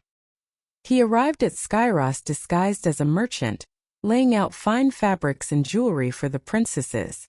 Among the silks, however, he placed a magnificent sword and shield. While the girls admired the finery, Odysseus had a war horn sounded. As the other girls panicked and fled, one of them instinctively ripped off her disguise and seized the weapons, ready for a fight. It was Achilles. His warrior nature revealed, he too joyfully agreed to join the war. One by one, the heroes of Greece mustered their armies and their fleets. A vast armada, the likes of which the world had never seen, began to assemble at the northern port of Aulis. A forest of masts crowded the harbor. The beaches were covered with the camps of 100,000 men. 1,000 ships filled with the greatest warriors of a generation, all bound by an old oath, all hungry for gold and glory, all ready to sail for the distant shores of Troy. The chain of events was now complete. A prophecy at a wedding had led to a divine beauty contest. A choice made by a shepherd on a mountainside had led to a promise. That promise had led to a betrayal. And that betrayal, sanctified by an unbreakable oath, had now mobilized the entire military might of the Achaean world. The world stood on the precipice of a war that would rage for 10 years. A war that would become a monument to the terrifying consequences of divine vanity, human desire, and manipulated fate. The stage is now set. The fleets are gathered, the heroes have answered the call, and the winds of fate are blowing inexorably toward the high walls of Troy. The judgment of a single man has enraged 2 goddesses, secured the patronage of a third, and ignited a fire that will consume a generation. Part 2. The Rage of Achilles and the Will of the Gods. Welcome back, seekers of forgotten lore, to the Eldritch Codex. In our last chapter we witnessed the genesis of a war. A conflict born not on a battlefield, but at a wedding feast. We saw how the vanity of goddesses, the judgment of a shepherd prince, and the manipulated fate of a beautiful queen conspired to launch 1,000 ships across the Aegean. An oath was invoked, an alliance was forged, and the greatest army the world had ever seen gathered at the port of Aulis, their eyes fixed on the distant, glittering prize of Troy. But the story of the Trojan War is not merely a tale of siege and conquest. To understand this epic, one must understand that the most important battles were not fought before the city walls, but within the hearts of its champions. This is a story about pride, honor, and the catastrophic consequences of a hero's wounded soul. It is the story of how the rage of a single man became more deadly to his own side than the entire Trojan army. And it is the story of how the gods, with their cruel whims and inscrutable designs, played with mortal lives as if they were pieces on a game board. Today we delve into the heart of Homer's Iliad. We will witness the terrible price of passage, the long and bitter years of stalemate, and the explosive feud that would change the course of the war. This is the Trojan War Explained, Part 2, The Rage of Achilles and the Will of the Gods. The port of Aulis was a monument to the united might of the Achaean world. It was a sight of terrible, breathtaking grandeur. 1,000 black-hulled ships, the pride of 100 kingdoms, lay motionless upon the water, their painted eyes staring blankly toward the eastern horizon. Their prows, carved in the shapes of savage beasts and vengeful gods, promised violence. Their holds were laden with bronze weapons, provisions, and the ambitions of a generation of heroes. On the sprawling beaches and low hills surrounding the bay, a temporary city had erupted, a chaotic metropolis of leather tents, horse lines and smoky campfires, housing 100,000 men. It was the greatest military force ever assembled in the history of the world. From the highest point of the encampment, the commander-in-chief, Agamemnon, king of Mycenae and son of Atreus, could survey his domain. He could see the contingents from every corner of Greece, the disciplined Argives under the command of the fierce Diomedes, the Cretans of 100 cities led by the noble Idomeneus, the massive silent Ajax from Salamis, a tower of muscle and bronze, the clever Odysseus's men from rocky Ithaca, their eyes as watchful as their kings. And he could see the camp of the Myrmidons of Phthia, a restless and lethal band of warriors apart from the others, and at their heart, their young king, the swift-footed Achilles, son of a mortal king and a sea goddess. The very air around Achilles seemed to hum with the deadly energy. He was Agamemnon's greatest weapon, and his greatest rival. All the pieces were in place. The kings had answered the call. The soldiers were eager, their imaginations fired by tales of Troy's fabulous wealth and promises of eternal glory. Their purpose was clear, sanctified by the oath of Tyndareus: sail across the Aegean, make landfall in the Troad, demand the return of Helen and the Spartan treasury, and if, as expected, the Trojans refused, to utterly sack the city of Priam and erase its name from the earth. The momentum of an entire civilization was gathered here, coiled like a serpent, ready to strike. And yet it did not. They waited. Day after agonizing day they waited. The sun would rise, glaring down from a pitilessly clear sky, and the sea in the harbor would remain as still and placid as a sheet of polished bronze. The great linen sails, which were meant to billow with the heroic winds of war, hung limp and lifeless from the towering masts like shrouds. Not a whisper of a breeze stirred the horsehair crests on the soldiers' helmets. Not a ripple disturbed the reflections of the 1,000 ships upon the water. The heat was oppressive, the stillness absolute. It was an unnatural calm, a silent, invisible cage that held the entire army prisoner. What began as a frustrating delay festered into a crisis. A week passed, then another. Weeks bled into a month. The vast army, a creature of action and aggression, began to turn on itself. The supplies of grain and wine dwindled at an alarming rate. The water grew foul. Disease began to creep through the crowded camps. The soldiers grew restless, their eagerness souring into sullen resentment. Fights broke out. The kings bickered amongst themselves. The grand unified purpose began to fray. Agamemnon, the great king, was reduced to a state of impotent fury. He could command 100,000 men, but he could not command a single gust of wind. His authority, the very basis of his command, began to erode with each passing, suffocatingly still day. He knew, as did every man in the army, that this was no fluke of meteorology. This was a divine act. The gods, for some unknown reason, were holding them hostage. The silence of the air was the silence of a god's displeasure. Desperate, Agamemnon summoned Calchas, the army's chief seer. Calchas was a man apart, his eyes seeing a world behind the world, his ears attuned to the whispers of the divine. He was a man who could divine the future and interpret the will of the gods in the intricate patterns of a bird's flight, in the hiss and crackle of a sacrificial fire, or in the grim architecture of a slaughtered animal's entrails. Calchas performed the sacred rites. He made the offerings, watched the skies, and searched for an omen. When he emerged from his tent, his face was pale, his expression fraught with a terror that silenced the assembled kings. The verdict he delivered was a thunderbolt that struck the very heart of the command. The fleet was being held captive by the will of a single implacable goddess. Artemis, the virgin huntress, the lady of the wild things, the fierce protector of the young, and the twin sister of Apollo. Her rage, Calchas explained, had been kindled by an act of profound hubris, an act committed by the commander-in-chief himself. The precise nature of the offense varies in the telling, a testament to the story's ancient origins. Some poets say that years before, Agamemnon had killed a stag in one of her sacred groves and then, flushed with a hunter's pride, had boasted aloud that not even Artemis could have done so well. It was a moment of careless arrogance, a casual claim of superiority over a goddess, and Artemis never forgot an insult. Other versions tell a more intricate story, tied to the cursed legacy of his family, the house of Atreus.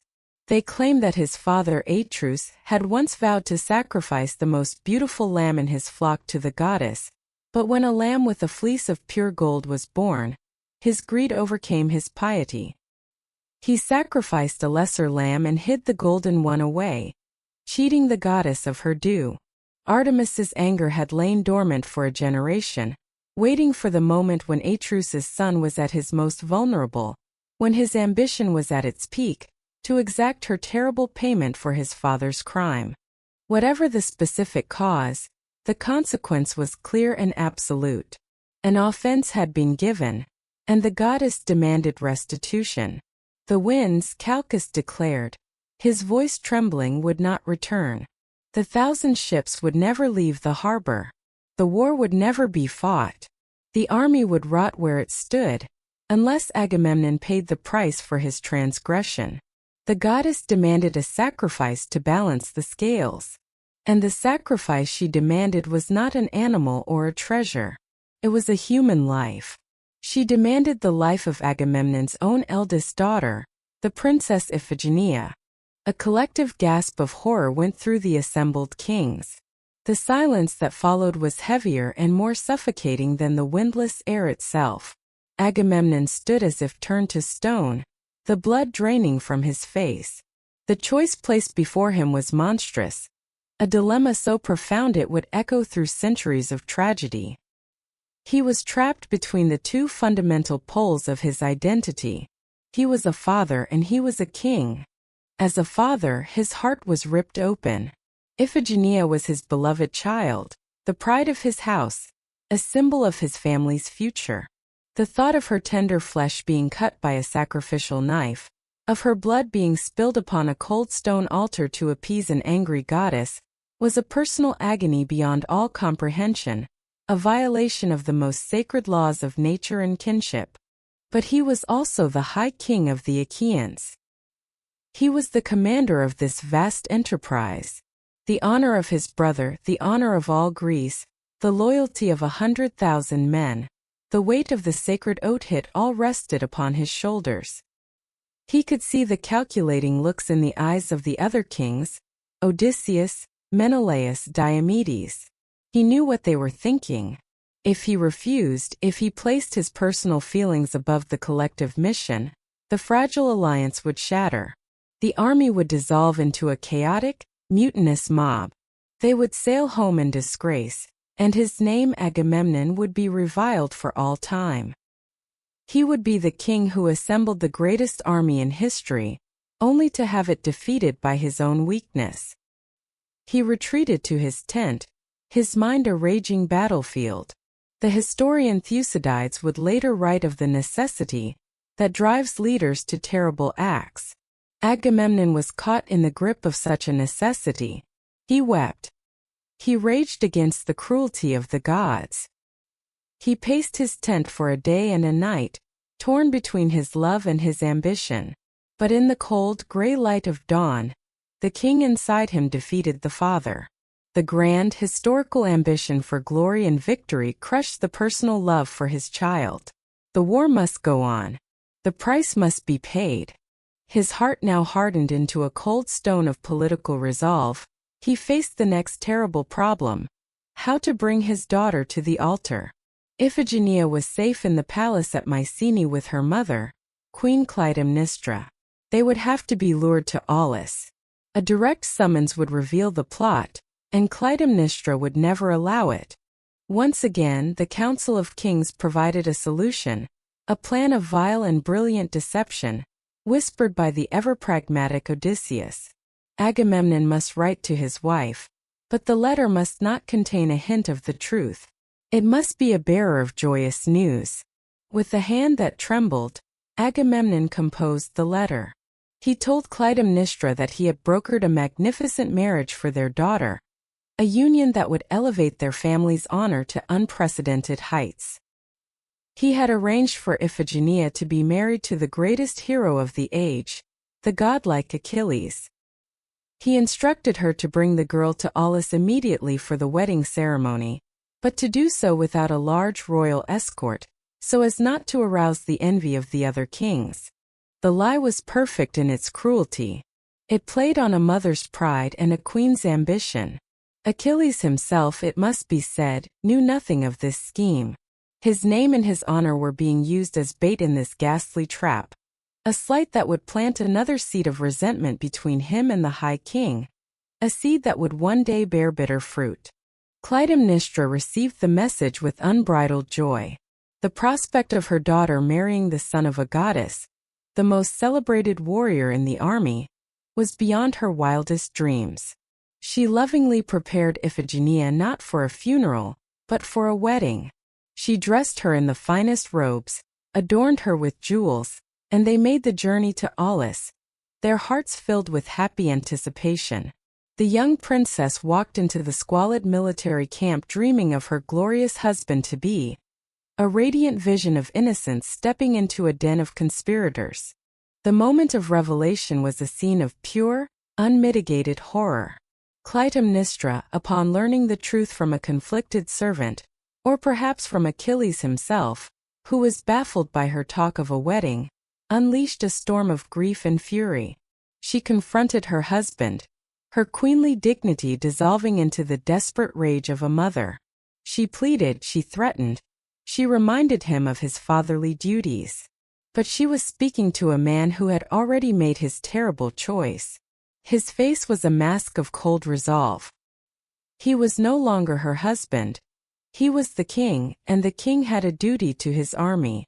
The reaction of Iphigenia herself is the subject of great dramatic debate. In some early versions she is simply a terrified child, dragged screaming to the altar, a helpless victim of her father's ambition.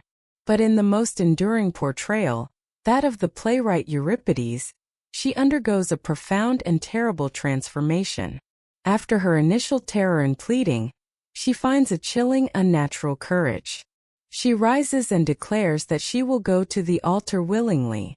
She argues that her one, small life is insignificant compared to the great cause of Hellas. "Thousands of our countrymen are armed for my sake," she proclaims. "They are ready to die for Greece. Shall my one life stand in the way of all this?" She becomes a willing martyr, embracing her horrific fate with a patriot's dignity, her courage shaming the calculating men who condemned her. She asks her mother not to weep, and she walks calmly towards the place of her own death. The entire army watched in awed silence as the princess was led to the altar of Artemis. Her father, Agamemnon, stood with his head turned away, his face buried in his cloak, unable to watch the final terrible act. The seer Calchas raised the bronze knife. It glinted in the unforgiving sun. At the very last second, as the blade began its descent, the goddess Artemis intervened. Her honor had been satisfied by the willingness of the king to sacrifice his daughter, by the ultimate act of submission. A divine mist enveloped the altar. When it cleared, Iphigenia was gone. In her place lay a large deer, its throat cut, its blood staining the stone. Artemis had whisked the princess away, transporting her to the far-off barbarian land of Taurus, on the shores of the Black Sea, where she would live on as the goddess's chief priestess. But from the perspective of the army, gathered at a distance, the miracle was ambiguous. They saw the commotion, they saw the flash of the blade, and they saw the flow of blood upon the altar. The sacrifice, as far as they were concerned, had been made. And as if on cue the proof came. A faint breeze stirred the dust at their feet. It rustled the pennants on the spears. It grew into a steady gust, then a powerful driving wind that whipped at their cloaks and sang in the rigging of the ships. It filled the 1,000 sails, making them snap and billow with life. A deafening cheer erupted from the throats of 100,000 men. A roar of relief and renewed purpose. The gods were appeased. The price had been paid. The way to Troy was now open. But the victory was a hollow one, born of a monstrous act. A dark and terrible omen now hung over the entire expedition. The war had been launched not with an act of heroism, but with an act of calculated filicide and deceit. As the fleet prepared to sail, Clytemnestra returned to her empty chariot, her heart no longer filled with love for her husband, but with a cold, patient, murderous hatred. For 10 long years that hatred would fester in the halls of Mycenae, awaiting the day of the king's triumphant return. The curse of the house of Atreus had claimed another victim, and under this shadow of betrayal, the great Achaean armada finally set sail for war. The departure from Aulis was a spectacle of grim determination. 1,000 sails, finally pregnant with the wind granted by a terrible sacrifice, carried the might of the Achaean world across the wine-dark Aegean. Yet, the journey itself was fraught with the fallibility of mortals attempting a divine task. So vast was the fleet and so uncertain their knowledge of the world, that their first landfall was a disastrous mistake. They landed not in the Troad, but in the kingdom of Mysia to the south, believing it to be the territory of Troy. The Mysians, led by their formidable king, Telephus, a son of the demigod Heracles, fiercely defended their homeland. A brutal battle erupted, and it was here that the Achaeans had their first true taste of the martial supremacy of Achilles. The son of Thetis moved through the battle like a reaping whirlwind, and in a confrontation with the enemy king, he drove his great Pelian spear into Telephus' thigh, inflicting a grievous wound. The Achaeans, realizing their error, eventually withdrew, but they left the Mysian king with a wound that festered and would not heal. Desperate, Telephus consulted an oracle, which gave him a cryptic reply. "He who wounded shall also heal." Realizing that only Achilles could cure him, Telephus journeyed to the Achaean camp. He found the Greek heroes still struggling, unable to find their way to Troy. On the advice of the seer Calchas, Achilles was persuaded to act. He held his great spear over the wound, and as he scraped off flecks of bronze rust from the spear's point, the wound miraculously closed. In profound gratitude, the healed King Telephus provided the Achaeans with precise directions, setting their course corrected for the shores of Troy. At long last, the black-prowed ships cut through the waters of the Hellespont and came within sight of their destination. The city of Troy stood magnificent on the plain, its high stone walls gleaming in the sun. But the Trojans were not idle. Forewarned of the coming invasion, their army was mustered on the beaches, ready to contest every inch of sand. At their head was the greatest of Priam's sons, the noble Hector, his bronze armor flashing, his presence a beacon of courage for his people. A grim prophecy had spread through the Greek fleet. The first Achaean warrior to set foot on Trojan soil was fated to be the first to die. As the ships ground ashore, the heroes, for all their bravado, hesitated. They looked at the waiting line of Trojan spears and remembered the prophecy. It was a warrior named Protesilaus who broke the spell. With a cry of courage, he leaped from his ship, charged up the beach, and was immediately struck down by a spear thrown by Hector himself. He became the first casualty of a war that would claim tens of thousands, his name immortalized by his sacrifice. But his act of courage shattered the Trojans' defensive line and broke the Achaeans' hesitation. A tidal wave of bronze-clad warriors swarmed onto the beach, and after a bloody, chaotic battle, they drove the Trojan forces back behind the sanctuary of their city's impenetrable walls. And then the real war began. But it was not the war of swift, glorious conquest the Achaeans had imagined. It was something far more soul-destroying. The city of Troy did not fall. Its walls, legend claimed, had been built in a bygone era by two gods, Poseidon and Apollo, during a period of servitude to a former Trojan king. They were no mere mortal construction. They were a divine defense, impervious to siege engines, to frontal assault, to any strategy the Achaeans could devise. Conversely, while the Trojans were safe within their walls, their army was not large enough to decisively drive the massive Achaean host back into the sea. The conflict, therefore, ground down into a brutal, bloody, and demoralizing stalemate. A siege. A war of attrition that would consume the youth of an entire generation. For 9 long years the war dragged on. 9 times the seasons turned. The Achaean camp transformed from a temporary beachhead into a sprawling semi-permanent city of its own.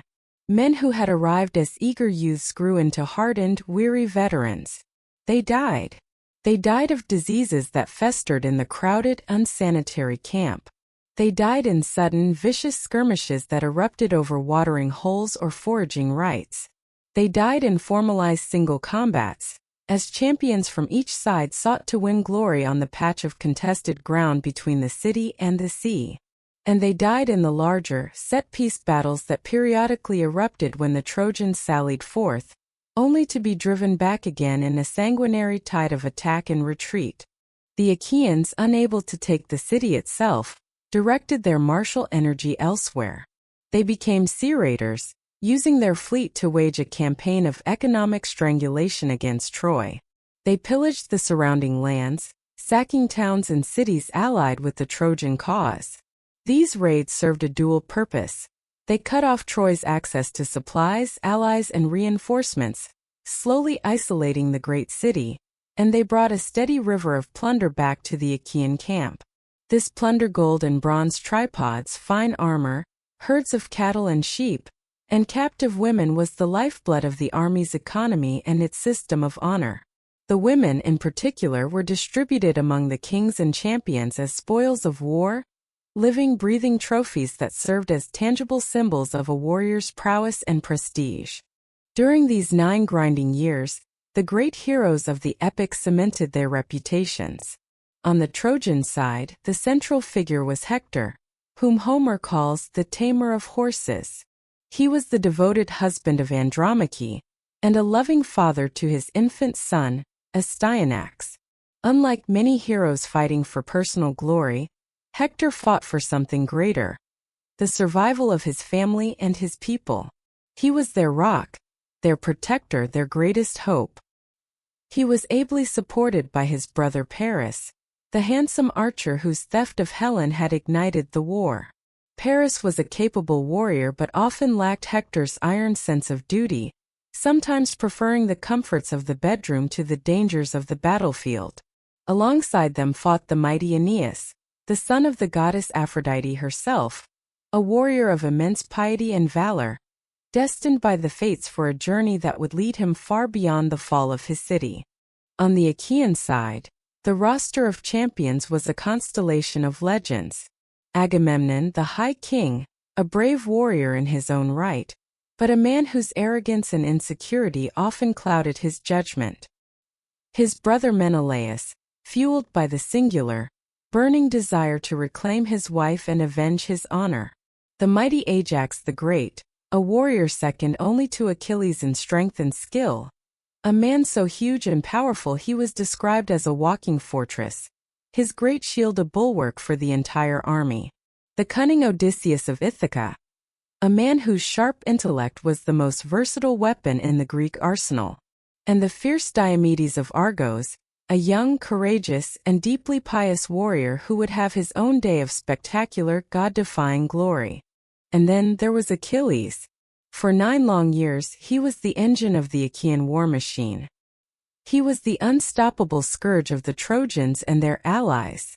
He was, without hyperbole, the greatest warrior of his age, perhaps of any age. When Achilles and his personal army, the fearsome Myrmidons, took the field, the Trojans and their allies scattered like dust in a storm. He was described as potas ocus, swift-footed. His speed a weapon in itself. He possessed a terrifying battle fury, an aristia, that made him seem more like a destructive force of nature than a man. The epic cycle of poems claims that during the siege, Achilles alone sacked 23 cities and towns in the region of the Troad, including the important island of Lesbos. He brought back the lion's share of the army's wealth and the most prized captives. He was the Achaeans' greatest asset, their guarantee against defeat. But he was also fiercely proud, prone to sullen moods, and acutely painfully aware of his own supreme worth. He knew he was the best, and he expected to be honored accordingly. Our story, the central narrative of Homer's Iliad, does not begin with the sacrifice at Aulis or the landing on the beach. Homer plunges us directly into the heart of the matter, in medias res, in the 10th and final year of this long and bitter war. The Achaean camp is a cauldron of simmering tensions, its soldiers exhausted, its leaders frustrated. And the catalyst that causes this cauldron to boil over begins, as the war itself began, with a dispute over a woman and the subsequent anger of a god. Following a recent, successful raid on the city of Thebe, an ally of Troy, the Achaean army had distributed the spoils. Among the captives were 2 women of noble birth and exceptional beauty. One, a girl named Briseis of the fair cheeks, was awarded to Achilles, a fitting prize for the army's greatest champion.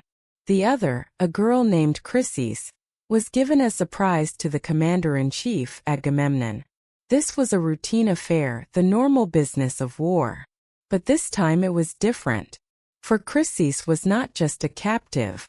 She was the daughter of a man named Chryses, and Chryses was a priest of the god Apollo. A few days later, the old priest made his way to the Achaean encampment. He came as a humble supplicant, but also as a man of God, holding in his hands his golden priest's staff, draped with the sacred woolen ribbons of Apollo. He carried a magnificent ransom of gold, silver, and other priceless treasures. He approached the assembled kings of Greece and made his plea, his voice filled with dignity and sorrow. He begged them to accept his ransom and return his beloved daughter, so that they might appease the god and sack Troy successfully. The other Achaean leaders were moved by the old man's plight and his quiet authority. They murmured their assent amongst themselves. They feared the wrath of the far-shooter Apollo. The ransom should be accepted, the girl returned. It was the pious and the prudent thing to do. But the High King, Agamemnon, refused. His mind clouded by arrogance, possessive of his prize, and perhaps irritated that the priest had not come to him privately, he publicly and brutally rebuffed the old man. His response was not just a refusal. It was a torrent of cruel abuse. He roared at Chryses, threatening him with violence if he did not leave at once. "Let me not catch you by the hollow ships, old man," the king bellowed.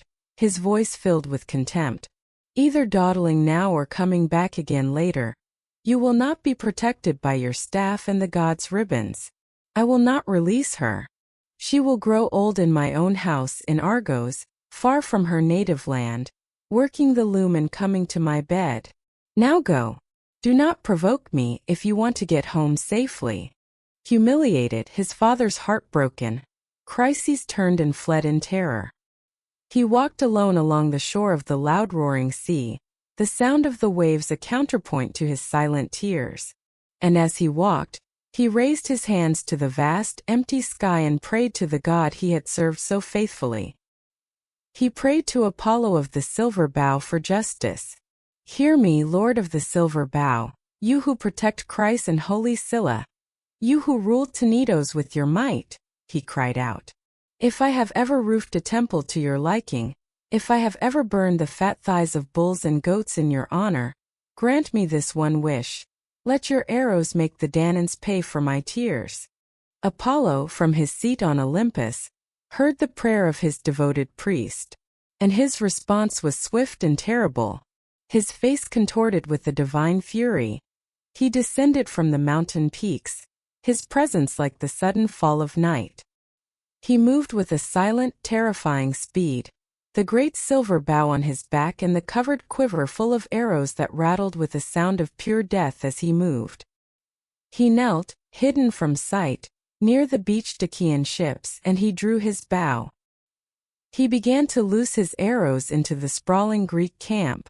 But these were not arrows of bronze and wood. They were invisible arrows of pestilence, of plague. First he struck the army's animals. The mules and the swift dogs began to sicken and die. Then, after they were gone, he turned his deadly, unseen aim upon the men themselves. A hideous plague swept through the Achaean ranks. Men would be standing at their posts one moment and collapse the next, their bodies consumed by a raging fever that no healer could cure, no prayer could soothe. The funeral pyres, which had been a constant but manageable feature of the camp, now burned day and night in a frantic, ceaseless effort to dispose of the dead. A ghastly, flickering light illuminated the camp around the clock, and the air grew thick and heavy with the cloying, sweet stench of burning flesh. For 9 days the divine arrows rained down upon the Achaeans. For 9 days the pyres burned. The army was being decimated from within, its strength draining away, its morale collapsing. It seemed that the mighty Achaean host, which had survived 9 years of war with the Trojans, was about to be annihilated by the invisible hand of a single wrathful god. On the 10th day of the plague, the Achaean encampment had become a vision of hell. The air, thick with the smoke of 100 funeral pyres, hung heavy and motionless. The living walked like ghosts among the dead and dying, their faces etched with the despair born of helplessness. This was not the noble death of combat. It was a silent, ignoble wasting away, a divine punishment made manifest. The great army of Greece was being unmade, not by Trojan spears, but by the invisible arrows of an angry god.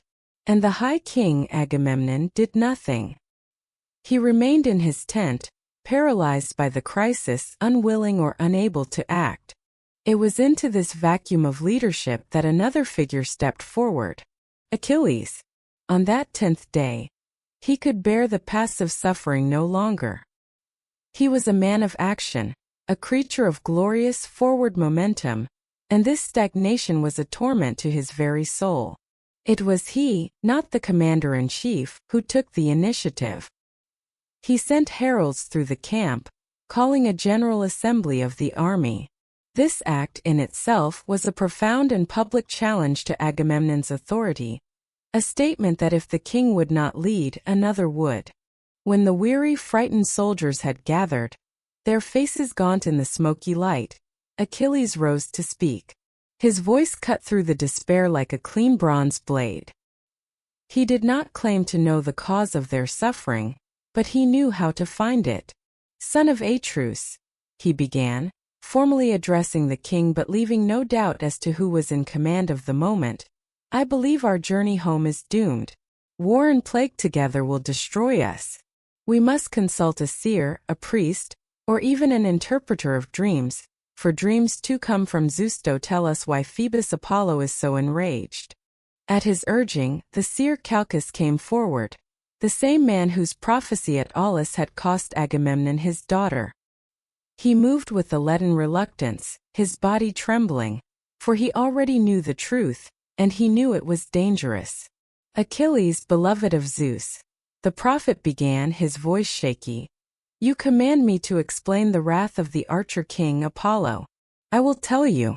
But you must first promise me, swear a great oath, that you will protect me with all your words and all your strength.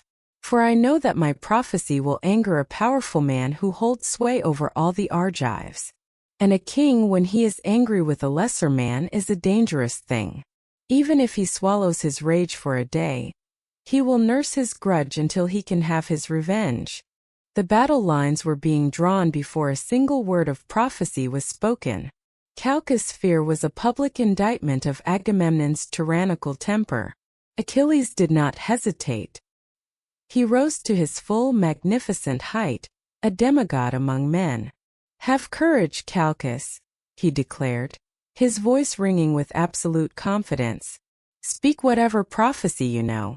For I swear by Apollo to whom you pray that no man, while I live and see the light of day on this earth, shall lay a heavy hand on you among the hollow ships. Not one of all the Danaans. Not even if you mean Agamemnon, who now claims to be the best of the Achaeans by far.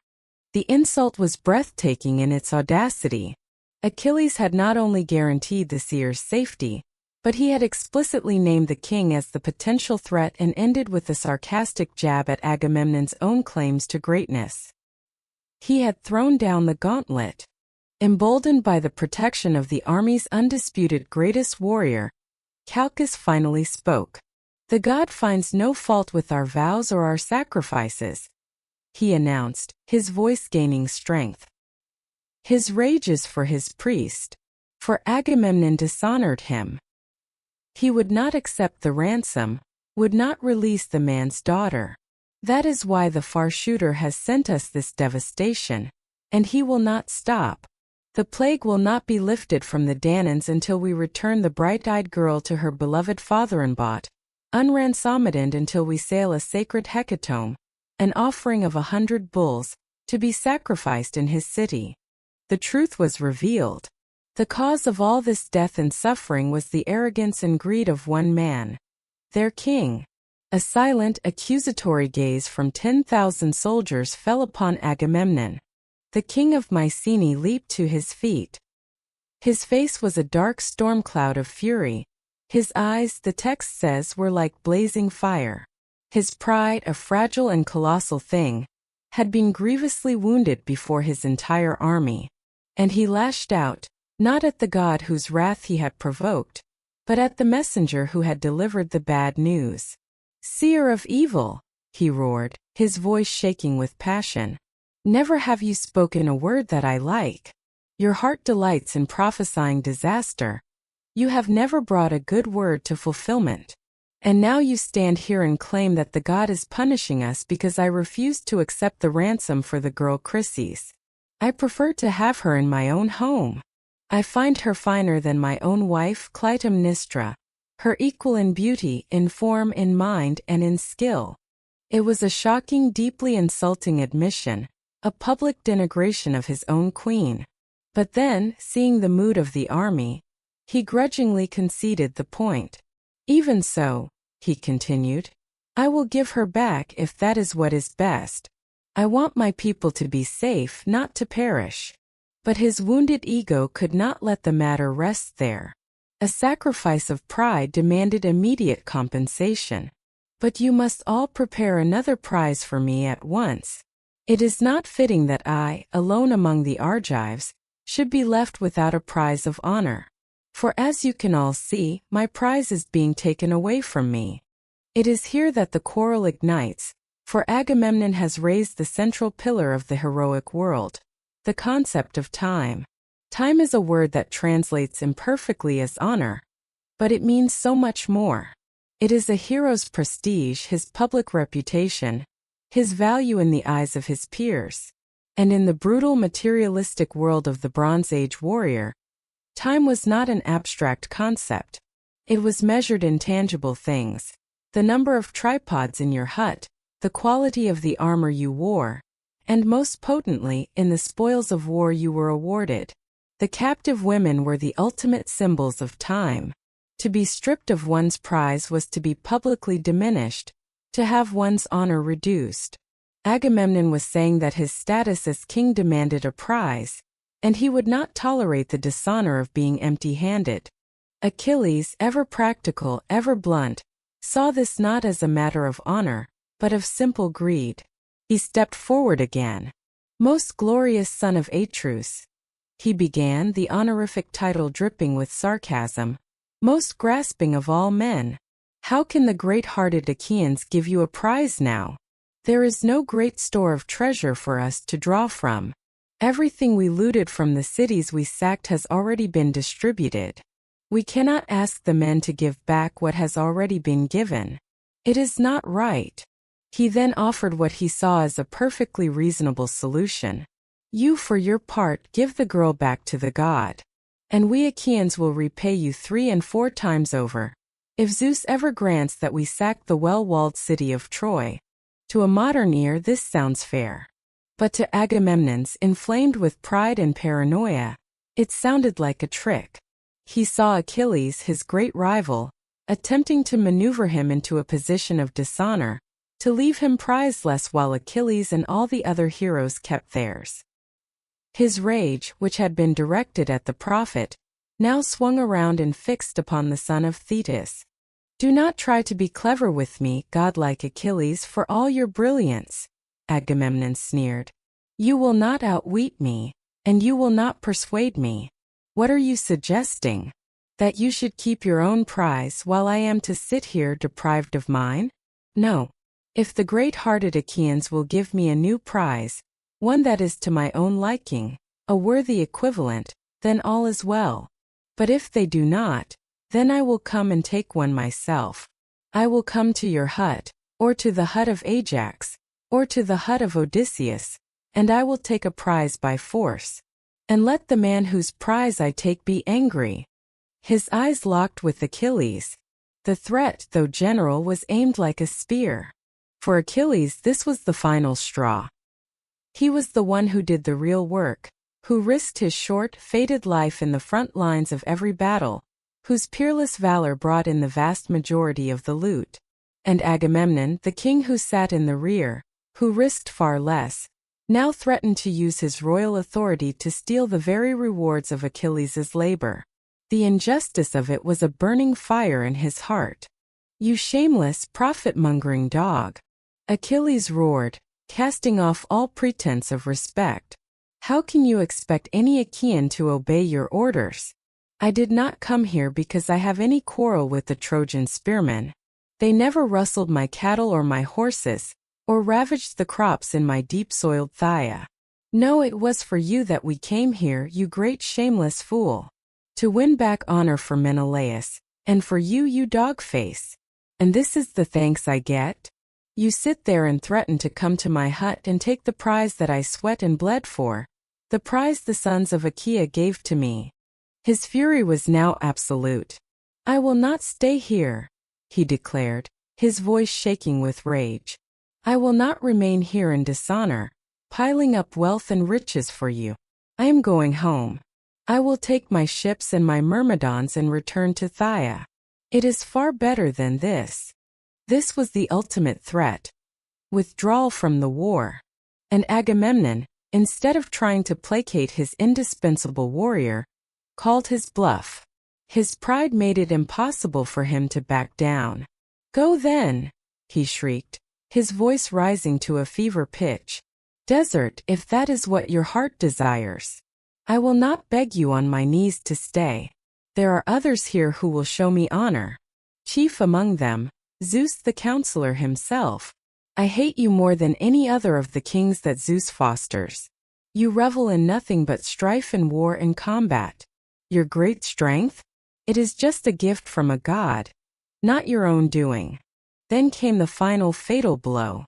Agamemnon decided to make his general threat a specific, targeted act of humiliation. But I will tell you this, and mark my words. Since Phoebus Apollo is taking my Chryseis, I will send her back on my own ship with my own men. But I will then come to your hut in person, and I will take your prize, the fair-cheeked Briseis, and lead her away by the hand.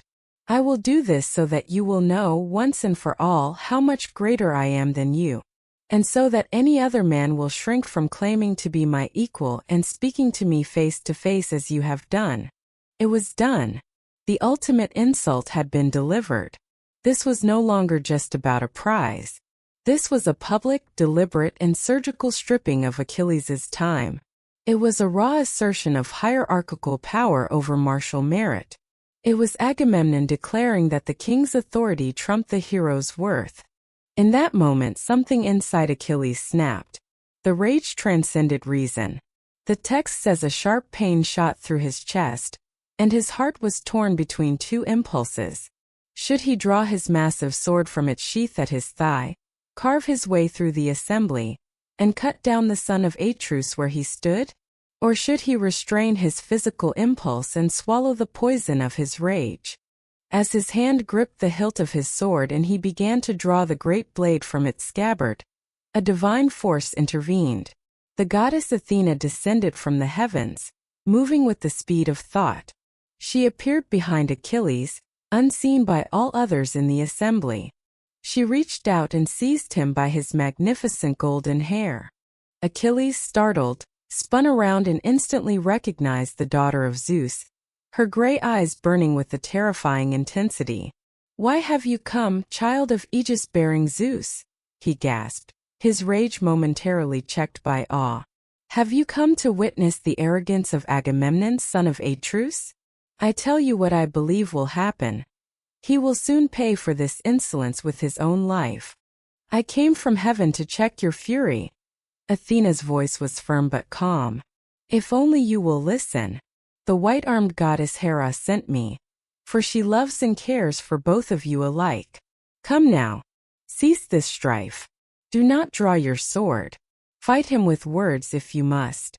Taunt him with what will come to pass. For I promise you this, and it will be fulfilled. A day will come when you will be offered gifts 3 times as valuable as Briseis, to compensate you for this outrage. For now restrain yourself and obey." Achilles, for all his demigod fury, was a man who respected the divine order. He could not defy a direct command from Olympus. He pushed his great silver-hilted sword back into its sheath, though his hand trembled with the effort. "A man must obey the words of you 2 goddesses," he said, his voice tight with suppressed violence. "However angry he is in his heart, it is the better way. For the gods listen to the one who listens to them." He had checked his physical rage, but that colossal energy had to go somewhere. He turned it back into words, channeling all his fury into a devastating prophecy of ruin. He reached down and seized the great gold-studded scepter of the assembly, the symbol of order and lawful speech. He held it aloft for all to see. "I will swear a great oath," he roared, his voice now booming with the power of his conviction.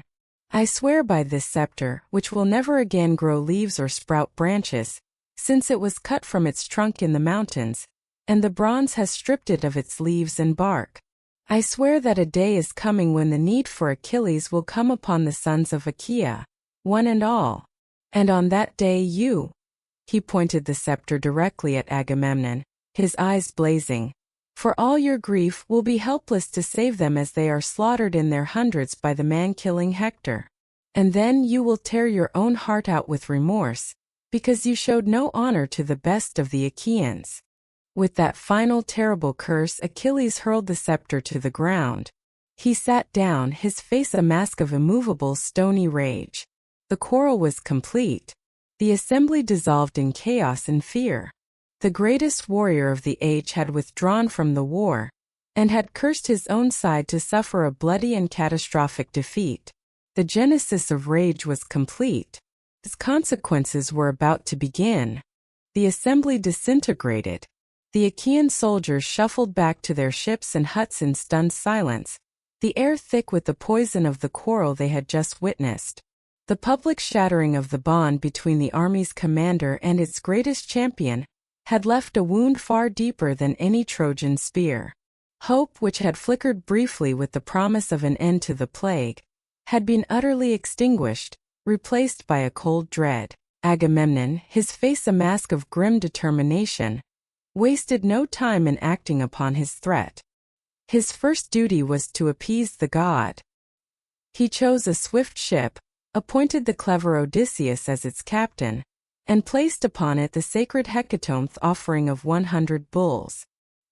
He then had the girl Chryseis brought aboard. He ordered them to sail at once to her father's city, to return the girl with all due honor and make the sacrifice to the far shooter. He would fulfill his obligation to the letter, but his heart remained hard. Then, he turned to the second part of his vow, the humiliation of Achilles. He summoned 2 of his heralds, Talthybius and Eurybates, men who served as his messengers and agents of his will. He gave them a direct and chilling command. "Go to the hut of Achilles, son of Peleus," he ordered them, his voice devoid of emotion. "Take the fair-cheeked Briseis by the hand and bring her to me. And if he will not give her up, then I will come myself with a greater force and take her. And that will be all the worse for him." The 2 heralds were filled with dread. They knew the terrifying violence of which Achilles was capable. But the king's command was absolute. They walked unwillingly along the shore of the barren sea, their feet dragging in the sand, until they reached the encampment of the Myrmidons. They found Achilles sitting outside his hut, his brooding presence a storm cloud of silent fury. Beside him, his closest companion, Patroclus, sat in quiet solidarity. The heralds did not approach with arrogance but with fear. They simply stood before him, heads bowed, too terrified to speak the message they had been sent to deliver. Achilles, whose rage was directed at their master and not at these blameless men, saw their fear and understood. He spoke to them, his voice heavy with a profound and bitter sorrow, not the sharp heat of anger. "Welcome, heralds, messengers of Zeus and of men," he said, his words steeped in irony. "Come closer. You are not to blame in my eyes. The blame lies with Agamemnon, who sent you here to fetch the girl Briseis." His rage was so great that it had burned through the petty details, and now saw the larger, tragic shape of events. He then turned to his beloved friend. "Patroclus, son of Menoetius, bring the girl out and give her to these men to lead away." And then Achilles addressed the heralds again, his voice rising, calling them to be his witnesses for a future reckoning. "Be my witnesses before the blessed gods and mortal men, and before that outrageous king, for the day when he will have need of me to save his other men from shameful ruin. For the man's heart is raging in a storm of blind madness." 8. He does not know how to look before and after, to see how his Achaeans might fight safely by their ships. Patroclus obeyed his friend's command. He went into the hut and led out Briseis. The girl was weeping, unwilling to leave the place where she had perhaps found a measure of kindness, only to be passed on as a chattel to the bed of the man who had sacked her city. Patroclus placed her hand in the hand of the heralds, and they led her away back toward the main Achaean camp. The moment she was gone, Achilles finally broke. He moved away from his men, walked alone to the edge of the gray sea, and sat down upon the shore. Looking out over the endless, wine-dark water, the domain of his mother, the great warrior wept. His tears were not for the loss of the girl as a lover, but for the brutal public stripping of his time, his honor. He stretched his hands out over the waves and he called for his mother. "Mother!" he cried out, his voice a raw lament. "Since you bore me to be a man with a short life, surely Zeus, the Olympian thunderer, ought to have granted me honor in compensation. But he honors me not at all. For the wide-ruling son of Atreus, Agamemnon, has shamed me. He has taken my prize of honor, and keeps her for himself. From the green depths of the sea, his mother, the silver-footed goddess Thetis, heard the anguished cry of her son. Her heart ached, for she knew his fated sorrow better than anyone. She rose from the water like a shimmering mist, the sea foam parting before her, and glided to the shore. She found her son weeping, his heroic form racked with sobs. She sat beside him, stroking his hair with her divine hand, and she spoke to him with the tenderness only a mother can. "My child, why do you weep? What sorrow has come to your heart? Speak. Do not hide it from me, so that we both may know." Achilles, his breath catching in ragged sobs, poured out the entire sordid story. He recounted the plague from Apollo, the assembly he had called, Calchas' prophecy, and the arrogant, brutal response of Agamemnon. He told her of the king's threat and the public humiliation of Briseis being led away from his hut. His rage was now focused, channeled into a single devastating request. He intended to turn the abstract concept of his honor into a terrifying, bloody reality for the Greek army. He asked his mother to intercede on his behalf at the highest court in the cosmos. He asked her to go to Olympus, seek an audience with Zeus himself, and to call in a great and ancient debt. He reminded her of a story she must have told him long ago, of a time when Zeus's throne had been in peril. The other high gods, his own wife Hera, his brother Poseidon, and his daughter Athena, had conspired to overthrow him. They had succeeded in binding the king of the gods in chains, and were about to usurp his power. It was Thetis, moving swiftly and secretly, who had saved him. She had gone to the depths of the sea and summoned one of the three Centaurs, the hundred-handed giants, a primordial being of terrifying power named Briareus. She brought this monster to Olympus, and the sight of him, with his 100 arms and 50 heads, so terrified the rebellious gods that they abandoned their plot and fled. Zeus had never forgotten. He owed his throne to Thetis. "Go now, mother," Achilles urged, his voice hardening from sorrow into a cold resolve. "Go to Olympus. Clasp his knees in the gesture of a suppliant. Remind him of this service you performed, and beg him to grant this prayer for me. Ask him to grant might and victory to the Trojans. Ask him to pin the Achaeans back against the sterns of their own ships, to hem them in against the sea, and to have them slaughtered. Let them die in their hundreds, in their thousands. Let them finally reap the full benefit of having such a king.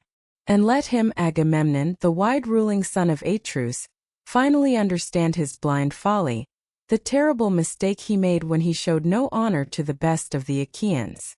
The request was monstrous. It was an act of treason against his own people. Achilles, in the depths of his wounded pride, was willing to orchestrate the deaths of thousands of his comrades, men who had fought alongside him for 9 years, simply to prove a point. His personal time had become so paramount in his mind that it outweighed the entire Hellenic cause, the lives of his fellow soldiers, everything. It was a terrifying glimpse into the abyss of the heroic ego. Thetis wept, her tears mingling with her son's. "Ah, my child," she lamented. "Why did I ever raise you, I who bore you to so much sorrow? Your fate is to have a life that is briefest of all, and now it seems it must also be the most painful." Her heart was breaking, both for the humiliation he had suffered and for the dark path his rage was now taking him down. But her love for her son was absolute. She would do as he asked. She promised him she would go to Olympus when the gods returned from a 12-day feast with the Ethiopians, and she would present his case to Zeus. For now, she told him, he must stay by his ships, nurse his anger, and take no part in the war. With that, she descended back into the sea, leaving Achilles alone on the shore, his heart black with a rage that was now patiently waiting for divine sanction. 12 days later, the gods returned to the golden halls of Olympus. Thetis, true to her word, rose from the waves at dawn and ascended to the highest peak of the great mountain, where Zeus, the son of Cronus, sat alone, apart from the other gods, surveying the world below. She approached him not as a goddess of equal standing, but as a humble suppliant. She knelt before his throne. With her left hand, she wrapped her arm around his knees, the traditional unignorable gesture of one seeking a favor. With her right hand, she reached up and gently touched his chin, a gesture of intimacy and respect, forcing him to look down and meet her gaze. "Father Zeus," she began, her voice a soft, compelling melody of sorrow and petition, "if ever I have helped you among the immortals in word or in deed, grant me this prayer. Bring honor to my son, who is doomed to the shortest life of all men. For now the king of men Agamemnon has dishonored him. He has taken his prize and keeps her. But you, Olympian counselor, you honor him. Grant victory to the Trojans and give them strength, until that time when the Achaeans are forced to honor my son and shower him with restitution." Zeus did not answer immediately. He sat in a long, troubled silence, his mind weighing the cosmic consequences of her request. This was no small favor. It meant actively intervening in the war, subverting the course of battle, and most dangerously, directly opposing the will of his own powerful wife, Hera. "This is disastrous business you propose," he finally said, his voice a low rumble of thunder. "You will set me at war with Hera. She will provoke me with her taunts and insults. Even now, she constantly quarrels with me in the assembly of the gods, accusing me of favoring the Trojans in battle." He knew that Hera's hatred for Troy, born of the judgment of Paris, was absolute and implacable. To grant Thetis's request was to invite endless strife into his own house. But Thetis did not move. She remained kneeling, her hand still on his chin, her arms still around his knees, her posture an unyielding, silent insistence. Her grip was a reminder of the debt he owed her, a debt for his very throne. Zeus was trapped between his promise to the past and his fear of conflict in the present. Finally, with a heavy sigh that seemed to shake the mountaintop, he relented. The debt was too great to ignore, and the appeal of the beautiful sea goddess was too powerful to refuse. "It shall be done," he declared, his voice now firm with resolve. "I will see to this. And so that you may have faith in my promise, I will grant you the great nod of my head. For this is the surest and most powerful token of my will among the immortal gods. Anything that I promise with a nod is irrevocable, it will not be false, and it will not fail to be fulfilled." Then the son of Cronus, the king of gods and men, the lord of the sky, inclined his mighty head. Homer describes the moment with cosmic grandeur. His divine ambrosial hair swept forward from his immortal head, and the whole of great Olympus, its peaks, its valleys, its golden halls shook to its foundations. It was done. The will of the most powerful being in the universe was now formally and irrevocably aligned with the rage of his greatest warrior.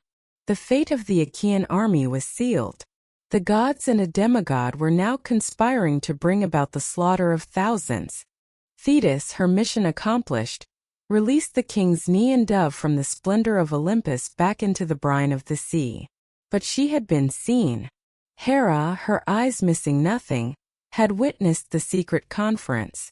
As Zeus entered the halls of Olympus, she confronted him immediately, her voice sharp with suspicion and jealousy. "Who has been scheming with you now, you great deceiver?" she demanded. "You delight in making secret plans behind my back. You never willingly tell me a word of what you are plotting." Their argument was a bitter and revealing glimpse into the eternal dysfunctional marriage that ruled the cosmos. Zeus, asserting his dominance, first tried to evade, then when she persisted, he flashed with his tyrannical power, threatening her with his invincible hands, and reminding her of the time he had hung her from the sky with anvils tied to her feet. The other gods sat in sullen, fearful silence as their king and queen quarreled, the harmony of their feast ruined. It was only the intervention of their lame son, the smith god Hephaestus, who hobbled between them playing the role of a buffoonish cupbearer, that managed to coax a reluctant smile from Hera and restore a fragile superficial peace. But the decision was made. The great engine of fate had been turned. That night Zeus would begin his work, sending a false, lying dream to Agamemnon, a dream that would lure the Achaean army out onto the plains of Troy to meet its doom. The will of Zeus was now an active force in the war, a divine thumb on the scales of battle pressing down inexorably on the side of Troy. The will of Zeus did not remain an abstract intention for long. The king of the gods began his grim work that very night. While the other gods and mortals slept, Zeus sent a divine emissary to the bedside of Agamemnon. This was no ordinary dream. It was Oneiros, a spirit of dreams, and it was a liar. It took the form of the most trusted and wisest of the Achaean counselors, the old horseman Nestor of Pylos, a figure Agamemnon would never doubt. This phantom Nestor stood over the sleeping king and delivered a message of false hope. "You are sleeping, son of the warrior Atreus," the dream figure whispered. "It is not right for a counselor king, on whom the armies depend, to sleep all night. Listen to me, for I am a messenger from Zeus. He who, though far away, cares for you and pities you greatly. He commands you to arm the long-haired Achaeans for battle with all speed. For now you may take the wide-wayed city of the Trojans. The immortals who dwell on Olympus are no longer divided in their opinions. Hera has bent them all to her will, and sorrows for the Trojans are ordained by Zeus. Remember this." The dream then vanished, leaving Agamemnon to awaken in the pre-dawn darkness, his heart soaring with a joy he had not felt in years. He believed it utterly. He mistook a divine deception for a divine promise. He saw it as a sign that his humiliation of Achilles had been of no consequence, that the gods favored him, the king, above all others. His arrogance, which had been the cause of the crisis, was now reaffirmed by a lie from the heavens. At dawn, Agamemnon called a council of his kings, then an assembly of the army. To test their morale, he employed a disastrous reverse psychology, suggesting that they should all give up and sail for home. To his horror, the war-weary soldiers took him at his word, erupting in a joyous cheer and making a chaotic rush for the ships. The great enterprise was on the verge of dissolving in a panicked, disorderly retreat. It was only the swift intervention of Odysseus, prompted by Athena, who ran through the mob, shaming and cajoling the leaders back into line with his scepter and his sharp tongue, that managed to restore a semblance of order.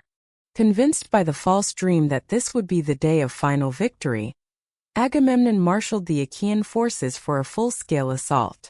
The army marched out onto the plain of Troy, a magnificent, glittering river of bronze, but an army with a hollow core.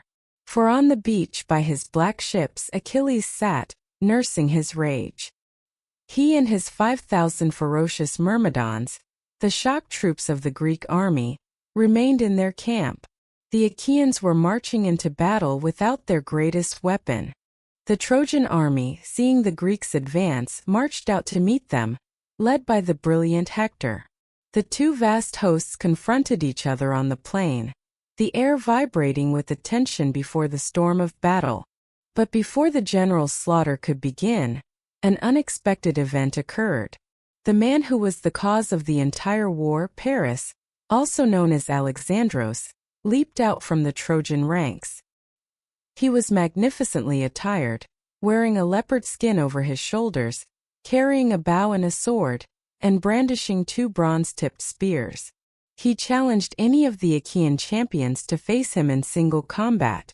When Menelaus, the aggrieved husband, saw Paris strutting before the lines, a savage joy filled his heart. He leaped down from his chariot, like a lion spotting a deer, eager to finally have his revenge on the man who had stolen his wife and his honor. But as Menelaus advanced upon him, a wave of terror washed over Paris. For all his fine armor and handsome looks, his courage was brittle. He shrank back, his face pale, and scurried back into the safety of the Trojan ranks like a man who has stumbled upon a snake. His brother Hector saw this act of cowardice and was filled with shame and contempt. He unleashed a torrent of abuse upon Paris. "You disastrous Paris," he roared. "Best in appearance, you woman-mad seducer. I wish you had never been born or had died unmarried.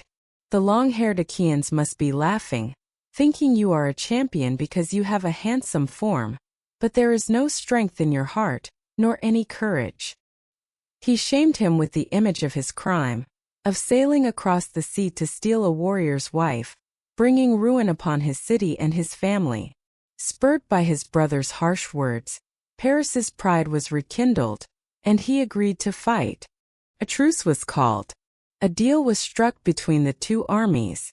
The war would be decided, here and now, by a duel between the two rivals Menelaus and Paris. They would fight for Helen and all her possessions. Whoever was victorious would take the woman and the wealth and go home. The other side would swear a solemn oath of friendship and depart in peace.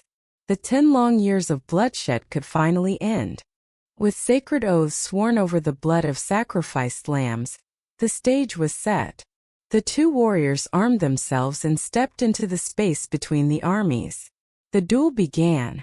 Menelaus, the seasoned and powerful Spartan king, quickly dominated the fight.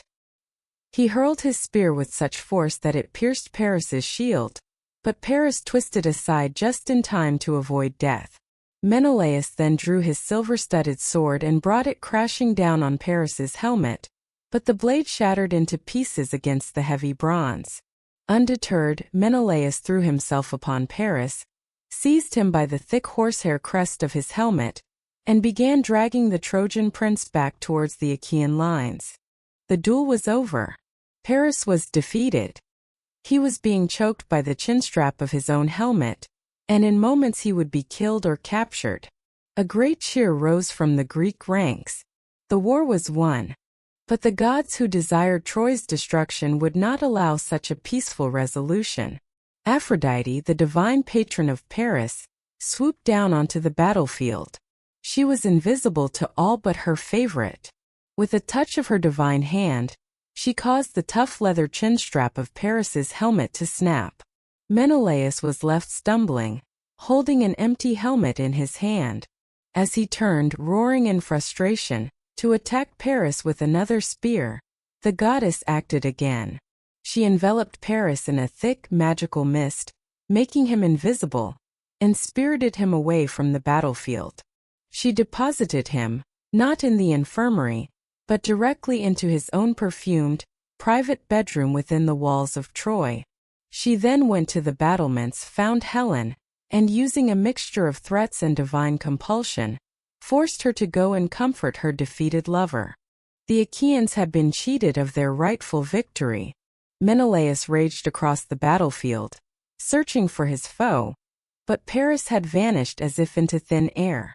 Agamemnon strode into the center of the field and proclaimed the victory for his brother.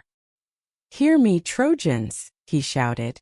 "Victory clearly belongs to Menelaus, the dear to Ares. Now you must give back Helen of Argos and her possessions with her, and pay a penalty that is fitting, one that will be remembered among men yet to be born." For a fragile moment it seemed the war might still end. The terms of the truce had been met. But this did not suit the designs of Hera and Athena. From her seat on Olympus, Hera, furious at the prospect of the Trojans escaping their doom, turned to Zeus. "Are we to let it end like this?" she demanded. She pressured Zeus to allow the truce to be broken. Zeus, though reluctant, consented. He sent Athena down to the battlefield with a single mission: to ensure the war continued. The goddess of wisdom disguised herself as a Trojan soldier, a famous spearman named Laodocus. She sought out a prominent Trojan ally, a renowned archer named Pandarus. She came to him and whispered words of temptation, appealing to his vanity. She told him that he could win immortal glory if he were to fire an arrow and strike Menelaus. "Imagine the fame," she hissed, "and the magnificent gifts you would receive from Paris if he saw Menelaus, his great rival, struck down by your bow." Pandarus, his mind clouded by the goddess's persuasion and the lure of glory, foolishly agreed. He unlimbered his magnificent bow, made from the horns of a wild ibex. He strung it, chose a new sharp arrow, and hiding behind the shields of his fellow soldiers, He took aim. He fired. The arrow flew, true and straight, directly at the heart of Menelaus. The war was about to be reignited by the death of the Spartan king. But Athena, having accomplished her goal of breaking the truce, had no desire for Menelaus to actually die. She intervened again. Like a mother brushing a fly away from her sleeping child, she gently deflected the arrow's path.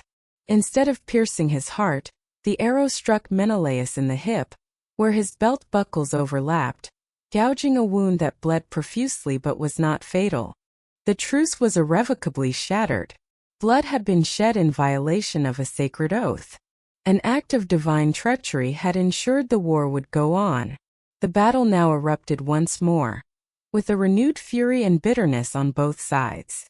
And it was now that the absence of Achilles, and the will of Zeus, truly began to be felt. The battle became a showcase for the valor of the remaining Achaean champions, who fought with a desperate courage to hold the line. It was here that the hero Diomedes of Argos was granted his Aristia, his day of supreme glory. Feeling the Achaean line begin to falter, Athena appeared before him and infused him with a strength and courage that was more than mortal. She lit a fire upon his helmet and shield, a fire that burned like the star of summer, and she sent him into the Trojan ranks like a raging, flooding river that sweeps all before it. Diomedes became a terrifying force of destruction. He killed every Trojan who dared to cross his path. Athena granted him the special power to perceive the gods who were on the battlefield, aiding the Trojans. He faced the great Trojan hero Aeneas and wounded him with a massive stone. When Aeneas's mother, the goddess Aphrodite, swept down to rescue her son, Diomedes, remembering Athena's command that he could attack this specific goddess, did the unthinkable. He lunged at the goddess of love and stabbed her in the wrist with his bronze spear. The divine ichor, the blood of the gods, flowed from the wound. Aphrodite fled the battlefield, screaming in pain and terror, a goddess of Olympus wounded by a mortal man. Later, Diomedes' rampage became even more audacious. He saw the god of war himself, the blood-stained Ares, fighting alongside Hector, rallying the Trojans. With Athena herself now acting as his charioteer, guiding his horses and whispering encouragement, Diomedes charged the god of war. Athena made him invisible to Ares and guided his spear. The bronze point struck the war god in the belly. Ares let out a bellow as loud as 10,000 screaming men, a sound of pure agony and shock, and he too fled the field of battle, flying back to Olympus to complain to his father Zeus. Yet despite these spectacular individual acts of heroism, the tide of the battle was turning against the Achaeans. The weight of Zeus's will was too great. The central figure of the Trojan army, and the instrument of Zeus's plan, was the noble Hector. He was everywhere at once, rallying his men, plugging gaps in the line, and fighting with a skill and strength that could stand against any of the Greek champions save one. And that one was sitting by his ships. Led by Hector, the Trojans did what had been unthinkable for 9 long years. They began to push the Achaeans back. Slowly at first, then with gathering momentum, the entire Greek line was forced back across the plain. They retreated past the tomb of Elos, past the wild fig tree, iconic landmarks of their 9-year struggle. They were being driven back toward the last line of defense they had, the ditch and the wooden palisade they had constructed around their own ships. The battle now raged at the very edge of their camp. The Trojans, smelling victory, fought with a renewed frenzy. The Achaeans, their backs to the sea, fought with the desperation of cornered animals. Hector was like a force of nature, breaking through the Achaean ranks, his eyes set on his ultimate prize, the Greek ships. He knew that if he could set fire to the fleet, the war would be over. The Achaean army would be stranded, trapped between the fire and the sea, with no way to escape and no choice but to be annihilated. The suffering Achilles had wished upon his comrades. The ruin he had begged his mother to ask from Zeus was now coming to pass in all its bloody and terrible detail. The Achaeans were on the brink of total disaster, their glorious expedition poised to end in fire and death on a foreign shore. And the man who could save them, the only man who could stop Hector, refused to lift a finger. He sat and listened to the sounds of his friends dying, his heart sustained only by his own monumental, unforgiving rage. Night fell over the Achaean camp, but it brought no peace. The darkness was alive with the agonized groans of the wounded, and the fearful whispers of the defeated.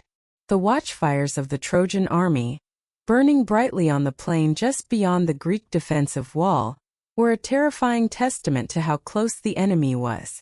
There were 1,000 fires, and by each fire sat 50 men, their spirits high, their horses munching on wheat beside them, patiently waiting for the dawn to bring them their final victory. The Trojans were no longer a besieged force, they were the besiegers.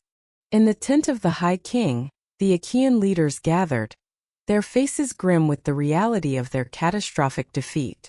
Their grand army was broken, penned in, its back to the sea, its spirit shattered. And the architect of this impending disaster, King Agamemnon, finally, completely broke. He stood before his commanders, the great son of Atreus, and he wept openly, not with quiet dignity, but with loud, shuddering sobs, like a dark spring trickling down a rock face. "My friends," he choked out, his voice thick with despair, "leaders and counselors of the Argives, Zeus, the son of Cronus, has snared me in a cruel blindness. He promised me, he gave me his nod, that I would sack the well-walled city of Troy before I returned home. But now I see he has planned a deadly deception. He wants me to return to Argos in disgrace, having lost so many of my people." He saw no way out. He proposed the unthinkable, that they admit defeat, drag their ships to the sea under the cover of darkness, and flee for home in shame. The assembled kings sat in stunned silence, overwhelmed by their king's despair. It was the fierce warrior Diomedes who rose first to rebuke him, reminding him of his duty and shaming him for his cowardice. But it was the wise old counselor, Nestor of Pylos, his mind still sharp despite his age, who articulated the only course of action that held any hope of salvation. "Great son of Atreus," the old man began, his voice a steady anchor in the storm of despair, "you are the king. But you did not take my counsel before. You gave way to your proud heart's anger, and you dishonored the best of men, a man whom the immortals themselves held in honor. You took his prize and you keep it. Now we must think how we can persuade him, how we can win him back with soothing gifts and with gentle words." Nestor's logic was inescapable. The crisis had one source and it could have only one solution. They had to appease Achilles. Agamemnon, finally humbled, his arrogance burned away by the fires of impending annihilation, agreed without hesitation. He rose and spoke before the council, and in his words we see the first flicker of self-awareness. He admitted his great folly, his hate, a word that in Greek means a blind, ruinous madness, a state of delusion often sent by the gods to lead a mortal to their own destruction. "I was blind," he confessed. "I will not deny it. The man is worth a whole army, the man whom Zeus loves in his heart, as he now honors this man and destroys the Achaean people. But since I was blinded by my madness and gave way to my wretched anger, I am willing to make amends, and to give him a treasure of boundless worth." And then, Agamemnon laid out the offer of restitution. It was a spectacular catalogue of wealth and honor, a king's ransom designed to overwhelm Achilles and publicly restore the time that had been so brutally stripped from him. First, he would return the girl Briseis, and he would swear a great and solemn oath that he had never once laid a hand on her, never gone to her bed, that she was as untouched as the day she was taken. This was a crucial point, a restoration of her purity and by extension, Achilles' honor. But that was only the beginning. He would also give Achilles 7 magnificent tripods, never touched by fire, objects of immense value and prestige, 10 talents of pure gold, 20 gleaming bronze cauldrons, and 12 strong prize-winning horses, whose speed had won them a fortune in racing prizes. Agamemnon admitted that any man who owned such wealth could not be called poor. And this was just the immediate offering. Once the gods granted them the sack of Troy, Agamemnon promised that Achilles could load his own ship with as much gold and bronze as he wished. He would also have his pick of 20 Trojan women, the most beautiful after Helen herself. And even that was not all. Upon their return to Greece, Agamemnon offered to honor him as a son. He would give Achilles one of his own 3 daughters in marriage, Chrysothemis, Laodice, or Iphianassa, a name sometimes used for Iphigenia, suggesting to some scholars that in this version of the story, she had not been sacrificed. He would not even have to provide a bride price. Instead, Agamemnon would give him a dowry of unimaginable wealth, including 7 populous and prosperous cities to rule as his own. The offer was staggering. It was a complete and total capitulation, a public admission of fault backed by a mountain of treasure and an offer of kinship with the royal house itself. Surely, no man could refuse such a gesture. Nestor, pleased, immediately began to organize the delegation. The choice of envoys was a masterstroke of psychology. Each man selected to appeal to a different facet of Achilles' complex character. The first choice was Odysseus, the master orator, the most intelligent and persuasive man in the army. He could lay out the offer logically and eloquently, making the rational case for Achilles' return. The second was the colossal Ajax, the great son of Telamon. Ajax was not a man of words but of deeds. He was a pure warrior, second only to Achilles in martial prowess. He was to represent the appeal of comradeship, of shared duty, the simple, straightforward plea of one soldier to another. And the third member of the embassy was the most personal choice of all. It was the old man Phoenix. Phoenix was a companion of Achilles' father, Peleus, and he had been Achilles' beloved mentor and foster father since he was a boy. He had carried the young Achilles in his arms, fed him, taught him. He was to make the appeal to Achilles' heart, to his emotions, to his sense of love and familial duty. The 3 envoys, accompanied by 2 heralds, made their way through the dark, silent camp until they reached the huts of the Myrmidons.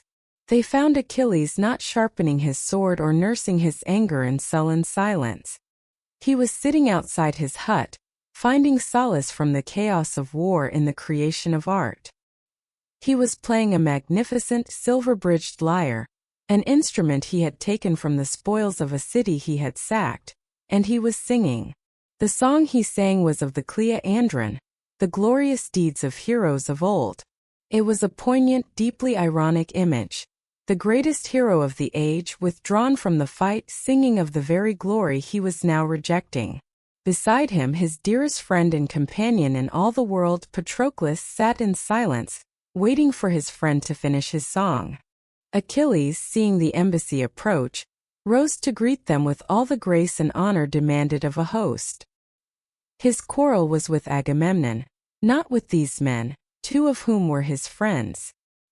He welcomed them warmly, took them by the hand, and led them into his hut. He had Patroclus mix a large bowl of strong wine and prepare a meal of roasted meat. Hospitality came first. Only after they had eaten and drunk did the purpose of their visit begin. Odysseus, catching the eye of Ajax, filled a cup with wine and toasted Achilles. Then he began his masterful speech. He laid out the dire situation of the Achaean army, painting a vivid picture of Hector's rampage and the terror of the Greek soldiers, pinned against their ships. He then listed point by point the magnificent treasure trove of gifts that Agamemnon had offered, a breathtaking catalogue of wealth. He begged Achilles to put aside his anger and come to the aid of his dying comrades. "If you hate Agamemnon," Odysseus concluded, "then at least take pity on the rest of the Achaeans, who are being ground down in this battle. They will honor you like a god. And you can win for yourself the greatest glory, for you might now kill Hector." It was a powerful, logical, and compelling appeal. The old man Phoenix spoke next, his eyes filled with tears. He did not speak of gifts or strategy, but of love and memory. He reminded Achilles of their shared past, of how he, Phoenix, had fled his own home as a young man and been taken in by Achilles' father, Peleus. He spoke of how he had raised Achilles as his own son. "You would not eat," he wept, "either at a feast or in the house, until I had set you on my knees and cut up your food and held the wine to your lips." He begged him, as a father begs a son, to master his pride and accept the gifts. He told him ancient stories of other great heroes who had overcome their anger. His appeal was a deep emotional plea to the heart. Finally, the blunt warrior Ajax, frustrated by Achilles' stony silence, spoke his piece. He did not bother with eloquence or sentiment. He spoke with the raw exasperation of a soldier. "Let us go," he said to Odysseus. "He has made his heart a savage thing. He is cruel. He has no regard for the affection of his comrades, with which we honored him above all others beside the ships. All for one girl. We are offering you 7, the best there are, and a world of other gifts besides. Make your heart a gracious one." The embassy had made its case. They had appealed to his reason, his heart, and his sense of duty. They waited for his reply. And the reply that came was one of the most shocking, powerful, and philosophically revolutionary speeches in all of Western literature. Achilles rejected them. He rejected them completely, utterly, and irrevocably. And in his rejection, he did not just refuse an offer. He took a sledgehammer to the entire heroic code, the system of values by which every man in that room lived and died. He turned to Odysseus, his voice not hot with anger, but cold with a profound and chilling certainty. "I will speak my mind to you straight out," he began. "I hate that man like the gates of Hades who hides one thing in his heart and says another. What you have said means nothing to me. Agamemnon will not persuade me, nor will the other Danaans." He then recounted Agamemnon's treachery, the public humiliation. But his grievance had now moved far beyond that single insult. It had become a fundamental questioning of the entire system of honor and reward. "Why should I fight?" he asked, his voice resonating with a new bitter wisdom. "It seems there is no thanks for fighting against the enemy forever, and without respite. The man who hangs back from the fighting and the man who fights his best, they end up with the same share.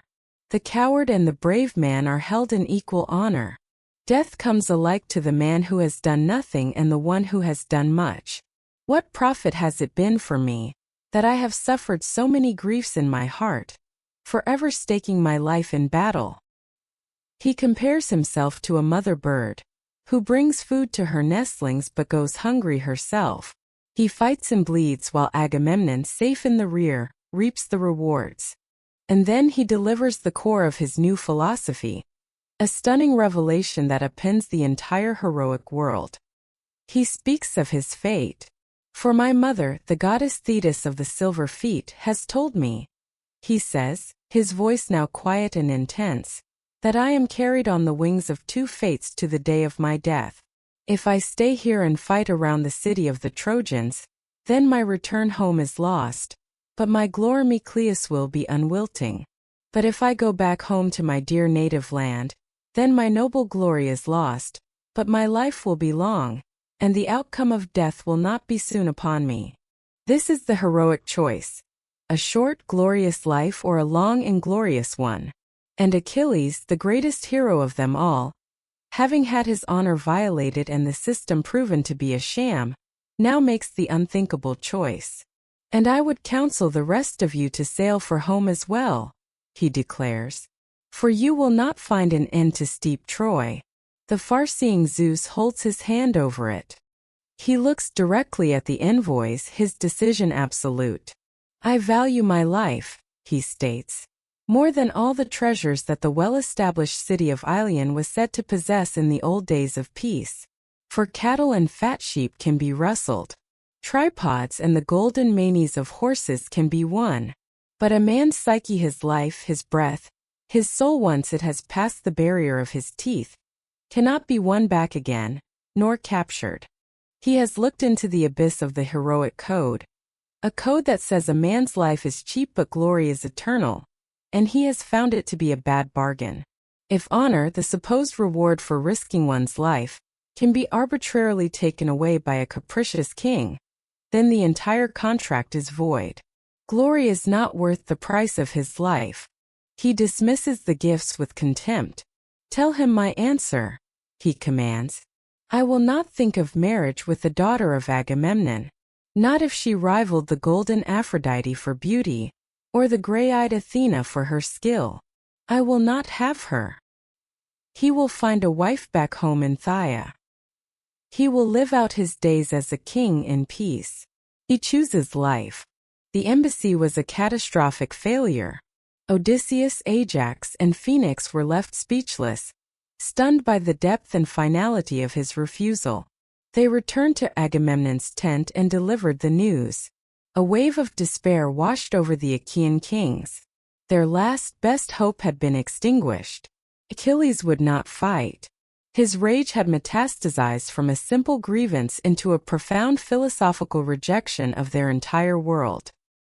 He would sit by his ships and watch them die, his heart sustained by a new terrible conviction. The night was dark, and for the Achaeans the dawn now promised only fire and death. The Achaeans are broken. Their greatest champion has not only abandoned them, but has also dismantled the very code of honor that gives their struggle meaning. The will of the gods and the rage of a man have brought the mighty Greek army to the brink of annihilation. Hector stands triumphant at their gates, poised to deliver the final fatal blow. All hope seems lost. And so we see the terrible tapestry woven by the fates, where the threads of divine pride and human passion are intertwined to create a pattern of inevitable ruin. From the spiteful toss of a golden apple to the wounded pride of an indomitable hero, the path to destruction was paved with moments of choice, each one leading more surely to the war's tragic, inescapable conclusion. The story of Troy is a timeless reminder that the greatest of conflicts are often born from the smallest of grievances, and that the wrath of gods and men alike can bring even the most magnificent civilizations to dust. The saga of the Trojan War is vast, a sprawling epic of heroism and heartbreak, and our journey through its hallowed verses is not yet over. There are still great battles to be fought, heroes to be mourned, and a city's final desperate hours to be witnessed. Thank you for joining us on this exploration into the heart of legend here at the Eldritch Codex. We are a community dedicated to uncovering the great myths and mysteries of the past, and it is your support that makes these deep dives possible. If you wish to continue this journey and uncover what fate has in store for the heroes of Greece and Troy, be sure to subscribe to our channel and click the notification bell so you do not miss the next chapter in our epic tale. Please consider liking this video if you found it enlightening, and share your own thoughts on these fateful events in the comments below. Every interaction helps our codex grow and allows us to bring more of these foundational stories to light. Until next time, may you find wisdom in the echoes of the ancient world.